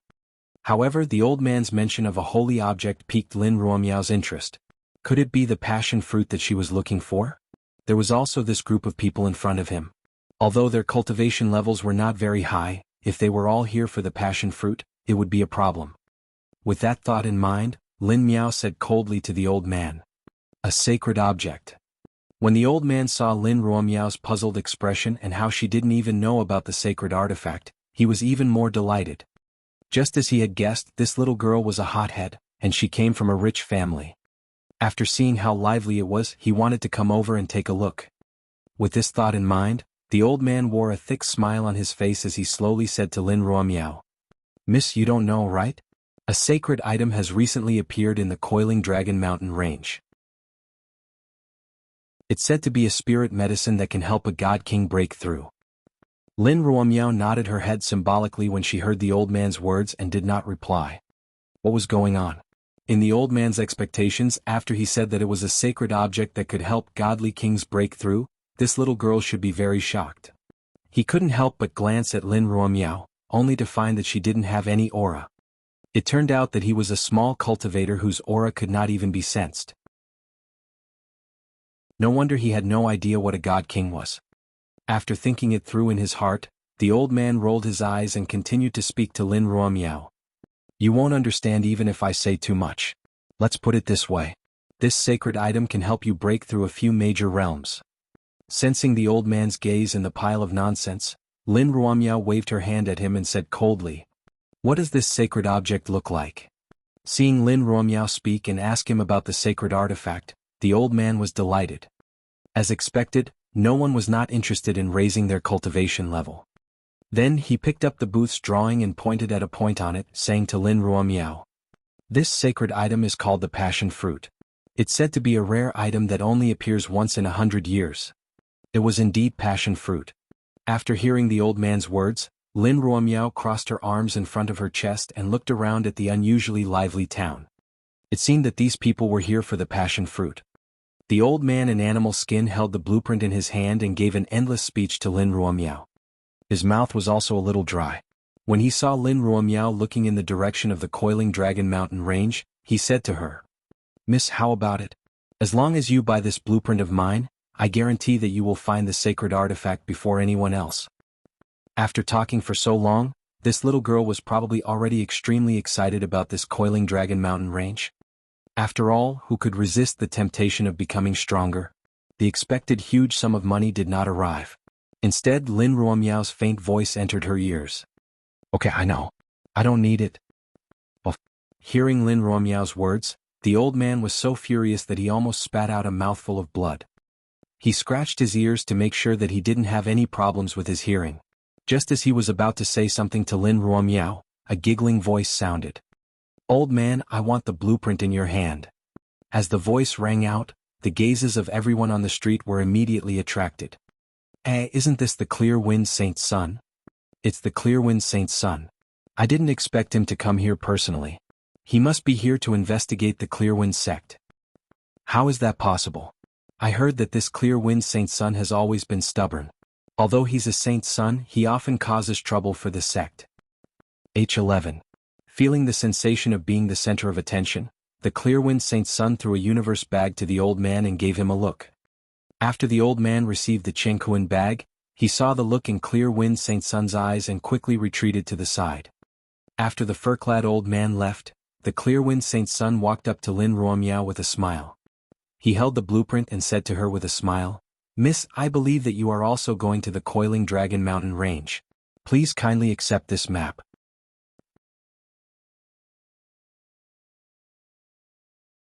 Chapter 268 Chapter 268, Capturing Lin Ruomiao, 1. Chapter 268, Capturing Lin Ruomiao, 1. Lin Ruomiao looked at the blueprint in front of her and frowned. Listening to the whispers of the people around her, Lin Ruomiao also understood that this person in front of her was the Clear Breeze sect's saint child, who was in front of her and was full of people. However, after confirming that these cultivators were here for the passion fruit, she had nothing to ask. With this thought in mind, Lin Ruomiao didn't take the blueprint from Clear Wind Saint's son's hands. She said to him indifferently, "Thank you for your kindness, young master. I will take my leave." Lin Ruomiao was about to turn around and leave after saying that out of politeness. What? This little girl actually rejected Clear Wind Saint's son's invitation? You have to know that Patriarch Qingfeng is one of the most likely to become the alliance leader in this treasure hunt in the Coiling Dragon Mountain Range. Let's not talk about anything else. If I follow the Clear Wind Saint's son, even if one can't eat meat, I can still drink soup. That's right, that's right. Patriarch Qingfeng and the Hidden Dragon Sect's sect master are going to have a competition in front of the Coiling Dragon Mountain Range in 2 days. When these people saw that Lin Ruomiao had actually rejected Clear Wind Saint's son's offer, some were envious while others sighed. There were so many people in front of the Clear Breeze sect because Patriarch Clear Breeze had a high chance of becoming the alliance leader. If they could join the Clear Wind sect, they would be able to get more of the treasures, right? As for the Clear Wind Saint's son, he looked at Lin Ruomiao, who had turned around and left. His hand that was holding the blueprint froze in midair, and his expression was a little awkward. All these years, with the name of the Clear Breeze sect, as long as he took the initiative to invite them, which one of them would not be pleased with him and stick to him? It had been a long time since Clear Wind Saint's son had met someone who directly rejected him like Lin Ruomiao. He originally wanted to come to the Clear Wind sect to recruit disciples and take a look at the shop that recruited allies. Perhaps he could even take in a few powerful underlings or find a few beautiful female cultivators. In front of the fur-clad old man's stall, Qingfeng Saint's son was attracted to Lin Ruomiao at first glance. She was wearing a white dress and her long hair was fluttering in the wind. Wasn't she the fairy in his dream? When he saw Lin Ruomiao buying the blueprints from afar, Clear Wind Saint's son already had a plan. He thought that as long as he helped her buy the blueprint, then used the name and resources of the Clear Wind sect to tempt her, she would be able to get it in the end. He did not expect that he would fail at the first step. Looking at Lin Ruomiao's departing figure, the Clear Wind Saint's son was a little unwilling. After adjusting his state of mind, he continued. "Miss, looking at the direction you're going to the Coiling Dragon Mountain Range, right? There are many demonic beasts in the Coiling Dragon Mountain Range, and it's extremely dangerous. If you don't mind, you can come with my Clear Wind Saint sect." The Clear Wind Saint's son tried his best to maintain a gentle tone. He had already promised to let her enter the mountain with the Clear Wind sect to search for treasures. This way she should change her mind. However, after he finished speaking, the Clear Wind Saint's son looked at Lin Ruomiao in front of him without any intention of stopping. Gradually they almost disappeared from his sight. What? The Clear Wind Saint's son asked her to search for treasures with him, but she still hasn't turned around. I can only blame myself for not being a girl. A male cultivator sighed as he watched Lin Ruomiao leave. He knew what Clear Wind Saint's son was doing. Clear Wind Saint's son had taken a fancy to that girl. However, in the world of cultivation, strength was king. In order to become stronger, what was wrong with sacrificing oneself? However, the cultivator beside him slowly said, "Wake up, brother. There's everything in your dreams. Some female cultivators walked up to Qingfeng Saint's son and said, Brother Qingfeng, we want to go to the mountains to search for treasures. Can you take us with you? Clear Wind Saint's son looked at Lin Ruomiao, who had disappeared from his sight, and he was filled with anger. Looking at the group of female cultivators in front of him, he couldn't help but wave his sleeve and angrily say, Don't bother me. Go away. Then he walked towards the Clear Wind sect. When the cultivators of the Clear Wind sect saw the Clear Wind Saint's son's anger, they quickly shut their mouths. They all stepped aside to make way for the Clear Wind Saint's son. After all, they had a favor to ask. After entering the sect, the Clear Wind Saint's son was led to a room upstairs by a disciple. As soon as he entered the room, Clear Wind Saint's son sat down on a chair. He slapped the table and muttered, How dare you give me face? Interesting. If Qingfeng had not warned him not to cause trouble for the next few days, he would have taken action. He was sulking in his heart. Then the door was opened and a man dressed in the Clear Wind sect's deacon robe walked in. As soon as the man entered the room, he walked to the table and poured a cup of water for the Clear Wind Saint's son. He handed it to Qingfeng Saint's son and said, Saint child, drink some water and calm down. The Clear Wind Saint's son glanced at the Clear Wind sect deacon, took the cup from him and drank it in one gulp. After drinking a cup of water, the deacon said to the Clear Wind Saint's son, Saint child, this subordinate has already arranged for someone to go over to that woman just now. I believe there will be a result soon. When he was on the Clear Breeze sect's building, everything outside the door was naturally seen by this Clear Breeze sect deacon. He was already a Supreme God Realm expert. If he fawned over Clear Wind Saint's son, he might be able to become an outer sect elder if Clear Wind Saint's son was happy and put in a good word for him in front of the patriarch. Hence, when Lin Ruomiao left, he sent someone to follow her. He had to ensure that he knew Lin Ruomiao's location at all times. When the Clear Wind Saint's son heard the warden's words, he frowned and said loudly, Who asked you to do this? Hearing Qingfeng Saint's son's anger, the deacon immediately lowered his head and cupped his fists. Holy Son, please forgive me. I acted on my own. However, this subordinate has already checked. There is no aura on that woman's body. I think she might be an immortal cultivator who has just stepped into cultivation. After hearing the deacon's words, the Clear Wind Saint's son recalled that he had indeed not sensed any aura from Lin Ruomiao. Just like what the Clear Breeze sect deacon said, he was an immortal cultivator who had just stepped into cultivation. After calculating in his heart, he said to the Clear Wind sect deacon, Lead the way. One want to capture her myself. Lin Ruomiao just made him lose face in front of everyone. He could not swallow this anger.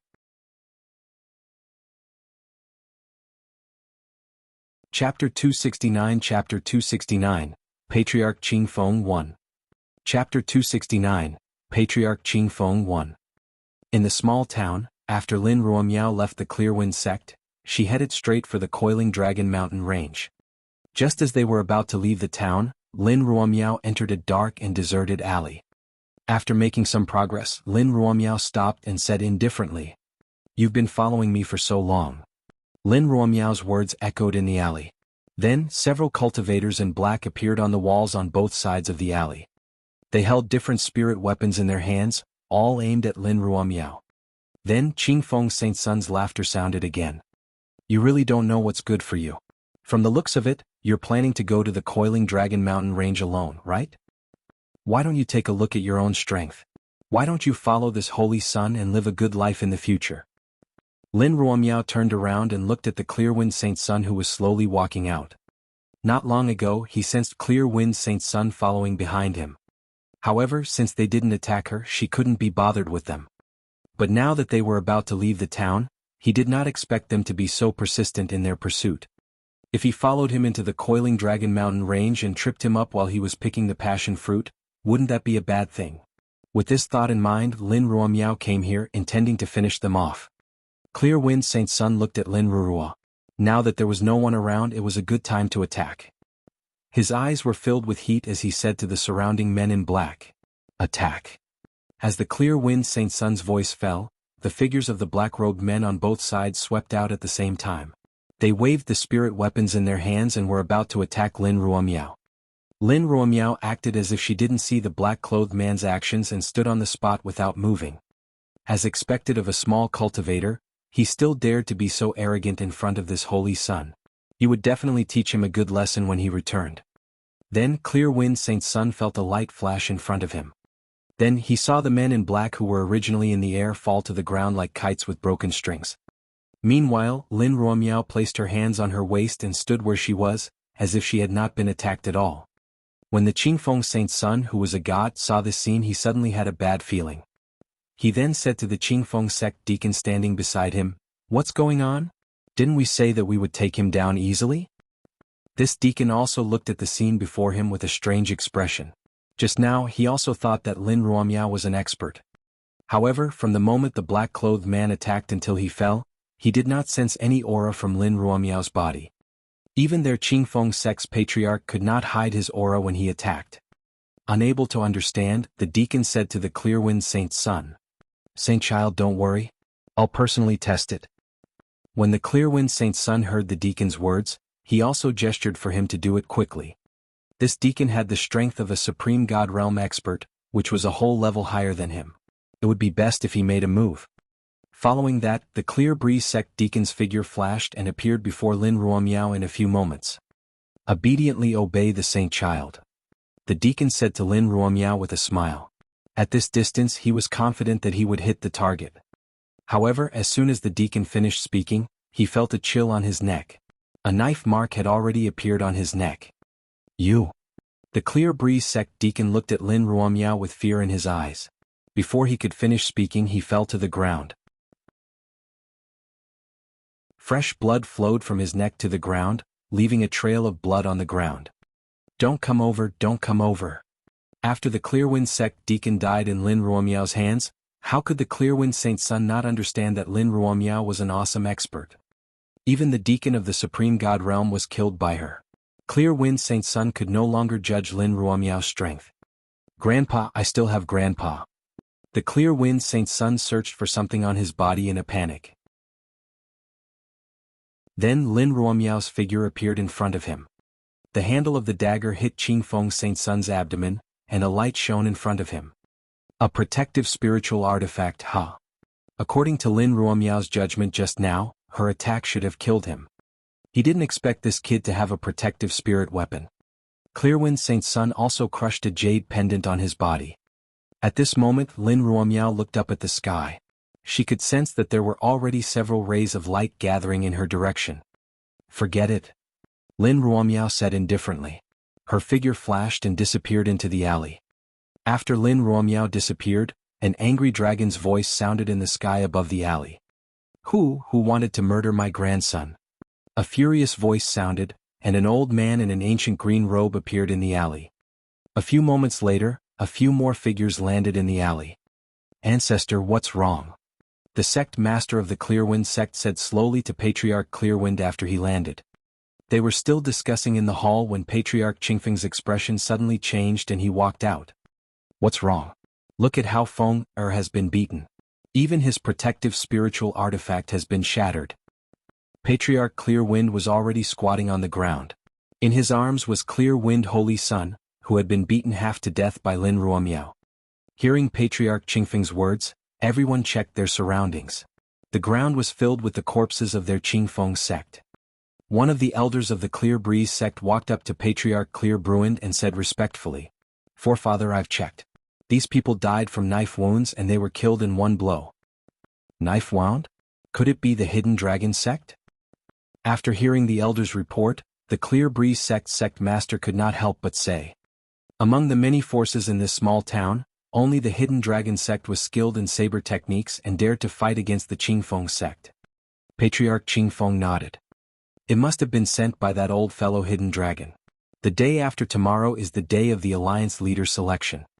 He must have wanted to use the wind to disturb my mind so that he could directly compete for the Alliance leader." Everyone nodded in agreement. Among the many factions, only Patriarch Qingfeng and the Hidden Dragon sect master were at the God King realm. They were also the strongest competitors for the Alliance leader. At this moment, an elder of the Clear Wind sect could not help but say, "Ancestor, this Hidden Dragon sect is going too far. I'll bring people to deal with them now." "No." Just as the elder was about to move, Patriarch Qingfeng stopped him. I want to personally defeat him in the competition and let everyone know his ugly face to avenge Feng.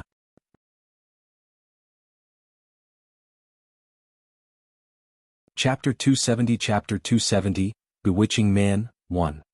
Chapter 270, Bewitching Man, 1. Coiling Dragon Mountain Range. On a mountain peak of Wei Yan, a magnificent cave abode stood tall. At this moment, inside the cave abode, a charming man with a golden crown on his head sat on a skeleton chair. On both sides of it were demonic beasts that emitted powerful auras. Li Wushuang, Nailan Yen, and Chu Yuanshan were sitting on the seats beside the charming man. Brother Wushuang, since we parted at the Red Cloud Divine Hall, I didn't expect you to have advanced to the Godly King realm. The bewitching man held a wine cup in his hand as he spoke to Li Wushuang. Back in the Red Cloud Temple, Li Wushuang was still a Sir God and had interacted with the charming man. Since Li Wushuang would occasionally send some precious medicine, the charming man had treated her as his little brother. Li Wushuang quickly picked up her wine cup and said to the man on the mountain, "You're not. If we're talking about the fastest increase in cultivation, shouldn't you be the one? Now that you're a God Emperor realm expert, I should be the one to respect you." Hearing Li Wushuang's flattering words, the bewitching man glanced at her and downed the wine in his glass. Then he placed the wine cup to the side and a maid filled it with water. After putting down the wine cup in his hand, the bewitching man slowly said to Li Wushuang, "Tell me, what good things do you want to share with me? In the voice transmission Jade Pendant, you said that this is an opportunity for me to break through. Don't let me down by letting my ordinary son and grandson pick you up." As soon as the charming man finished speaking, the other beasts in the cave began to laugh at Li Wushuang. Being stared at by so many pairs of eyes made Li Wushuang feel uneasy.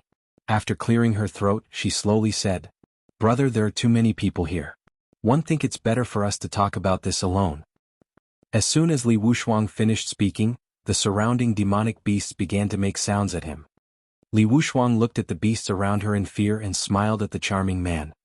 On the other hand, Chu Yuanshan and Nailan Yen were also slowly condensing the true essence in their bodies, afraid that these demonic beasts would suddenly attack them. After coming to the divine realm from the Tianyuan continent, the three of them were exhausted. Under Li Wushuang's suggestion, they agreed to come to the Coiling Dragon Mountain range to seek help from Li Wushuang's good friend. However, this good friend of theirs seemed to be a little different from what they had imagined. Seeing the reaction of the surrounding demon beasts, the bewitching man waved his hand at them, indicating for them to retreat. With his strength, he wasn't afraid of Li Wushuang's tricks. If Li Wushuang was lying to him, he would be able to kill her as easily as killing an ant. After a while, under the guidance of the demonic man, the demonic beasts in the cave let out a roar and left the cave. Only the bewitching man and Li Wushuang were left in the cave. "Brother Wushuang, can you tell me what kind of great opportunity it is?" After the group of beasts left, the cave suddenly became quiet. Li Wushuang said slowly to Li Wushuang. Li Wushuang smiled at the charming man and said, "The reincarnation of the Lord of the Divine Court. According to my investigation, he's in the celestial continent in the clouds now." "What is it? The reincarnation of the Lord of the Divine Court?" the bewitching man said in surprise. Seeing the man's reaction, Li Wushuang walked up and whispered into his ear. The charming man smiled and patted Li Wushuang's back. "Brother Wushuang, if our plan succeeds, we will share the fate of the Lord of the Divine Court. In the future, the divine world will be ours." Chu Yuanshan and Nailan Yen, who were below, saw the devilishly charming man's excited look and knew that they had achieved their goal. The two of them looked at each other and smiled. With the addition of the Divine Emperor, the probability of them plotting to seize the position of the Lord of the Divine Court would greatly increase. Seeing that he was almost done, Li Wushuang continued. "Brother, everyone knows that the Yellow Squirrel Demon clan is spread throughout the entire Celestial Clouds continent. As long as you give the order, I believe that the Master of the Divine Court will be found very quickly." When the charming man heard Li Wushuang's words, he slowly stood up from his seat and placed his hands under his chin. He seemed to be deep in thought. "What's wrong, brother? Is there a problem?" Li Wushuang asked when she saw the charming man standing up with a thoughtful look. In his opinion, the bewitching man should have agreed immediately.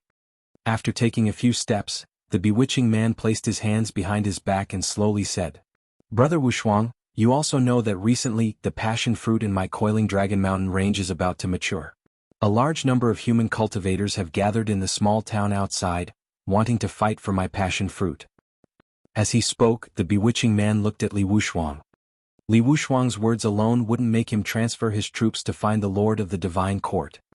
If this guy lied to him, not only would the Lord of the Divine Court not be found, but the passion fruit would also be taken away. Wouldn't that be like drawing water with a bamboo basket? Hearing about the passion fruit, Nalin Yin, who was sitting at the side, had an idea. She stood up and said to the bewitching man with a smile, "How about this? Didn't the Lord of the Divine Court just reincarnate? His strength is weak now, so he definitely wants to recover his strength to protect himself. If we use this passion fruit as bait, it won't be good to attract him over. How about this? We'll guard beside the passion fruit and not be afraid of losing it." As she spoke, Nalin Yin even revealed a few charming smiles to the bewitching male. The bewitching man looked at Nalin Yin and scanned her body. He then turned to Li Wushuang and said with a smile, "Brother Wushuang, this must be your sister-in-law, why don't you introduce her?" Li Wushuang smiled when she heard the man's words. He walked to Nalin Yan's side and was about to speak when Nalin Yin spoke up. "Nalin Yin, please take care of me, senior. One wonder what senior thinks about your suggestion just now?" When the bewitching man saw Na Yen answer herself, he laughed and sat back down. He said to Li Wushuang and the others, "All right, then I will go and make some arrangements. Come to my place and let me do my part as the host. Men, take Brother Wushuang to rest." Nalin Yin and the others were delighted when they heard the bewitching man agree. Then a demon beast walked in from outside and brought them to the room to rest.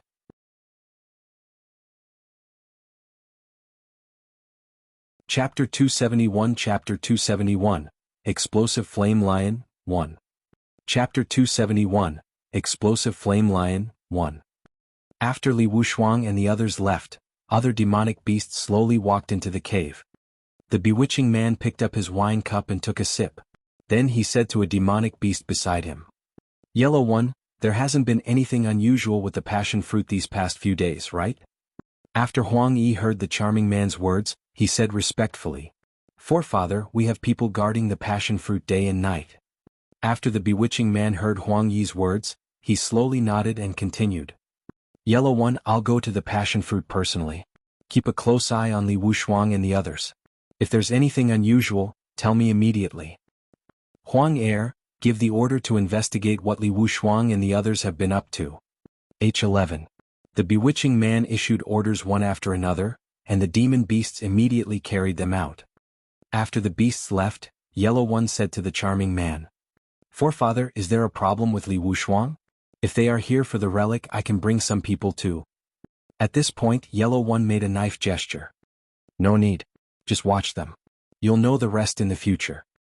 The bewitching man replied slowly after he heard Huang Yi's words. Then he waved his hand at Huang Yi. "Patriarch, I understand. I'll do it now." Huang Yi knew that the old ancestor was telling him not to ask any more questions. After bowing to the charming man, he left. After Yellow One left, the bewitching man played with the wine cup in his hand. His eyes flickered and no one knew what he was thinking. After all, he was an old demon who had lived for many years. If he did not have his own little plan, how could he advance to the God Emperor realm? Outside the Coiling Dragon Mountain range, a woman was walking at the front, followed by a few men. From the looks of it, they were a small team and this woman was their leader. Moreover, from their clothes that had a dragon carved on them, it could be seen that their backgrounds were not weak. "Miss, let's go back. If the sect master finds out, we won't be able to keep our lives." A man walked behind the woman and slowly advised her. "What are you afraid of? With me here, Father won't do anything to you. It wasn't easy for you to escape. No matter what, you have to kill a few demon beasts before returning." The woman had a valiant aura. When she spoke, she clenched her small fists tightly and looked like she was fighting. Hearing the woman's words, the other cultivators behind her sighed and quickly followed. They were the disciples of the Hidden Dragon sect, and the person in front of them was the daughter of the Hidden Dragon sect's sect master. They didn't just know that their young miss liked to fight. It was just that this Coiling Dragon Mountain range was really too dangerous. If anything happened, they would lose their lives. Soon, they were about to enter the territory of the Coiling Dragon Mountain range where the demonic beasts often appeared. A man was a little worried, so he walked up to the Hidden Dragon Saintess and said, "Miss, One think there's something unusual about the Coiling Dragon Mountain range today. Let's go back. The sect master is going to compete with Patriarch Qingfeng tomorrow. We don't want him to worry. Yes, I know. Let's walk for a while more. If there's nothing else, we'll go back. Hearing the Hidden Dragon sect cultivator's words, the woman only replied impatiently and continued walking forward. This Coiling Dragon Mountain range was not as dangerous as the legends said. Up until now they had not seen a single demon beast. Roar. Just as the woman took a step forward, she heard a roar. Then a lion covered in flames walked out from behind a tree. This is an explosive flame lion. A Hidden Dragon sect disciple said in horror the moment he saw the fiery red lion. Don't panic, let me do it. When the Hidden Dragon saintess saw the lion, she was excited and rushed towards it. The ring on her hand flashed and the broadsword appeared in her hand. Eat my blade. The Hidden Dragon saintess shouted and hacked the lion's head with her saber. Bang. After being hit by the saber, the explosive master's body flew backward and crashed into a big tree. Miss, are you all right? After the Hidden Dragon saintess defeated the lion, the Hidden Dragon sect cultivator walked up and asked her with concern. The flaming lion was a common demonic beast in the cultivation world. They lived in groups. Moreover, he was born with the talent to be close to the fire element. His mastery of the flame law could be said to be an expert in the demon beast world. Fortunately, the explosive inferno master that they encountered did not seem to be very powerful. It had the strength of a god just like them. Being attacked by the Hidden Dragon saintess, the inferno lion roared angrily. The true essence on his body slowly condensed, forming a few fireballs on his back. The inferno lion roared and the fireball flew toward the Hidden Dragon saintess. Seeing the incoming fireball, the Hidden Dragon saintess and the others quickly jumped off the ground, and the fireball hit the ground. Good fellow. The Hidden Dragon saintess said excitedly as she looked at the fallen leaves and branches on the ground that had turned into ashes after being hit by the fireball. He charged at the lion again and slashed at it with his saber. The inferno lion was naturally unwilling to fall behind. It also roared angrily and opened its mouth to face it. Help, miss. The few Hidden Dragon sect cultivators looked at each other and then flashed to the side of the lion. True essence gathered on his body, and all kinds of spirit skills flew out from the hands of the Hidden Dragon sect cultivator. Bang! After being hit by so many spirit skills, the fiery lion fell to the ground and did not stand up again. What are you guys doing? The Hidden Dragon saintess was naturally a little angry when the battle was suddenly interrupted. She questioned the group of Hidden Dragon sect cultivators. No, Mississippi. We should go back now. A Hidden Dragon sect cultivator smiled at the Hidden Dragon saintess. The reason why they had attacked earlier was also because the fiery lion was a demonic beast that lived in groups. If they quickly dealt with him, they would attract more fiery lions and they would not be able to escape. The Hidden Dragon saintess stomped her feet in anger when she saw the smile on the Hidden Dragon sect cultivator's face. He looked up at the sky and remembered that tomorrow was the day of the sect master's battle. He glared at the Hidden Dragon sect cultivator unwillingly and was about to get up and go back. It was not that she really wanted to go back, but if her father found out, he would definitely keep a close eye on her and it would be even harder for her to walk out. When the Hidden Dragon sect cultivators saw that the Hidden Dragon saintess was willing to go back, they heaved a sigh of relief. Roar. However, they had only taken a few steps when a series of angry roars came from behind them.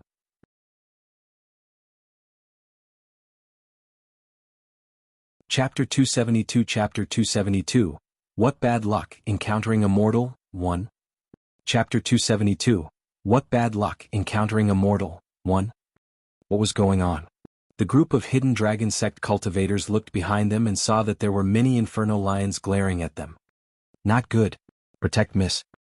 In the crowd, a Hidden Dragon sect cultivator shouted and then picked up the weapon at his waist, looking like he was facing a great enemy.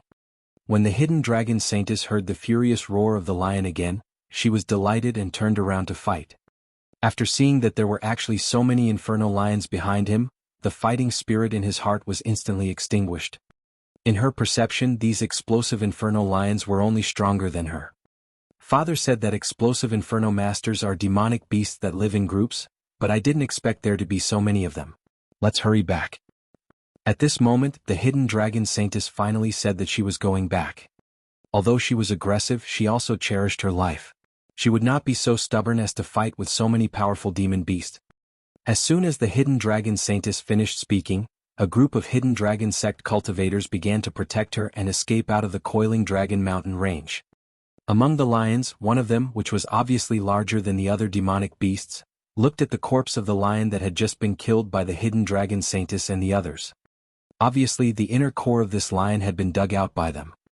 With a furious roar, he said to the group of lions, "Chase after them, don't leave any survivors." In the past few days, they had just received an order from the Demon Emperor that there would be human cultivators entering the coiling dragon mountain range in the near future. He had told them to prepare for war and be ready to fight at any time. He did not expect his youngest son to be killed by a human today. Following the order of the Fiery Lion King, all the fiery lions gathered their vital essence and threw fireballs in the direction of the hidden dragon saintess and the others. Bang, bang, bang. Fireballs fell from the sky like meteors, falling beside the hidden dragon sect cultivators. After a series of attacks, some hidden dragon sect cultivators were hit by the fireballs and fell to the ground. Before he could stand up, the inferno lion's sharp claws pressed him down and swallowed him. Run. The hidden dragon saintess also knew that she had gotten into big trouble this time, so she quickly shouted. Elsewhere, Lin Ruomiao left the small town after escaping the detection of Patriarch Clearwind and the others. She went to the outer perimeter of the coiling dragon mountain range alone. Looking at the parchment in her hand, Lin Ruomiao muttered, "If we enter from here, it's because it's the closest and there are fewer demon beasts along the way." After confirming the route, Lin Ruomiao kept the parchment back into her interspatial ring and walked towards the coiling dragon mountain range. After walking for a distance, Lin Ruomiao frowned and looked ahead. At this moment, in her line of sight, a woman and a few cultivators behind her were dressed in a sorry state, and behind them, there were explosive lions. Flaming lion. Lin Ruomiao saw the inferno lion behind the hidden dragon saintess and recognized them at a glance. As the hidden dragon saintess and the others were fleeing, they suddenly saw Lin Ruomiao appear in front of them. Delighted, the hidden dragon saintess waved at Lin Ruomiao and said, "Fellow Taoist up ahead, I am the hidden dragon sect's holy maiden. If you can help me, I will definitely reward you handsomely." Lin Ruomiao continued walking forward after hearing the hidden dragon saintess' words. She showed no signs of helping. Now, she no longer had much sympathy for these cultivators. The strong preyed on the weak, which was the eternal law of the cultivation world. Seeing that Lin Ruomiao was ignoring them, a hidden dragon sect cultivator couldn't help but glance at her. Then he said to the hidden dragon saintess, "Miss, that person doesn't seem to have any aura. He seems to be a mortal." "Mortals?" the hidden dragon saintess said in surprise as she ran. In the immortal realm, mortals were a rare species. It was not easy to meet a person. He thought that he was a top-notch expert, but he did not expect that he was just a mortal. Today his luck could be said to be extremely unlucky. He actually met a mortal. A cultivator beside the hidden dragon saintess said to her, "Miss, one think that this mortal will definitely become food for the demonic beasts after entering the coiling dragon mountain range. Why don't we let her contribute to us before she dies?" The hidden dragon sect disciple looked at the approaching lion. At this speed they would be caught up sooner or later. Then he pulled the hidden dragon saintess and ran towards Lin Ruomiao. "You want to?" The hidden dragon saintess clearly understood what this cultivator meant. They could use the time the explosive Inferno Master had to devour Lin Ruomiao to travel a little further. Perhaps they could leave the coiling dragon mountain range. With this thought in mind, the hidden dragon saintess didn't plan to stop this cultivator. "Forget it, this mortal is going to die anyway. It's not a good thing to lose my life." Lin Ruomiao looked at the hidden dragon saintess and the others who were running towards her, but her expression didn't change and she continued walking on her own. When the hidden dragon saintess and the others passed by her, they looked at her as if she was a dead person. The inferno lion arrived in front of Lin Ruomiao in the blink of an eye. He looked at Lin Ruomiao with contempt and the sharp claws in his hands were about to attack him. Lin Ruomiao's expression remained unchanged as she slowly walked over. With a flash of light, the lion fell to the ground and did not get up again. Bang! The sound of the lion hitting the ground naturally caused the hidden dragon saintess and the others to react. What was going on? The hidden dragon sect cultivator who had suggested using Lin Ruomiao as a shield looked at the Inferno Lion on the ground with a puzzled expression. When the Inferno Lions saw their companion fall, they stopped in their tracks. Seeing that Lin Ruomiao was still advancing, he exchanged glances with her before letting out a furious roar. Attack together. A group of lions rushed forward. Lin Ruomiao finally reacted. She paused for a moment, and an emotionless voice came out of her mouth. Skyblade, wind-killing blade.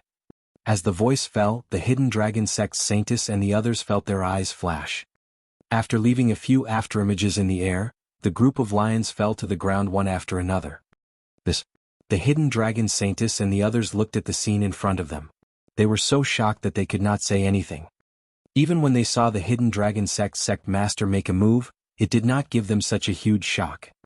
How is this immortal? He's clearly a senior with a heavenly cultivation base. The hidden dragon saintess muttered. The hidden dragon sect cultivator who had planned to use Lin Ruomiao as a shield was drenched in sweat. He had actually used a peerless expert as their shield just now. With this senior's cultivation, how could their actions escape his eyes? With this thought in mind, they saw Lin Ruomiao standing in front of them. She turned around and glanced at them. The moment she stared at him, the hidden dragon sect cultivator felt as if his head would fall to the ground in the next second. That you're tuning in to the Han Li's Wuxia Adventures YouTube channel. We're so grateful for your support, and don't forget to subscribe to join us on this incredible journey through captivating stories. Your generosity through donations truly makes a world of difference, as it's the primary source of revenue that allows me to expand and enhance this channel for you. Thank you from the bottom of my heart for being a part of this adventure.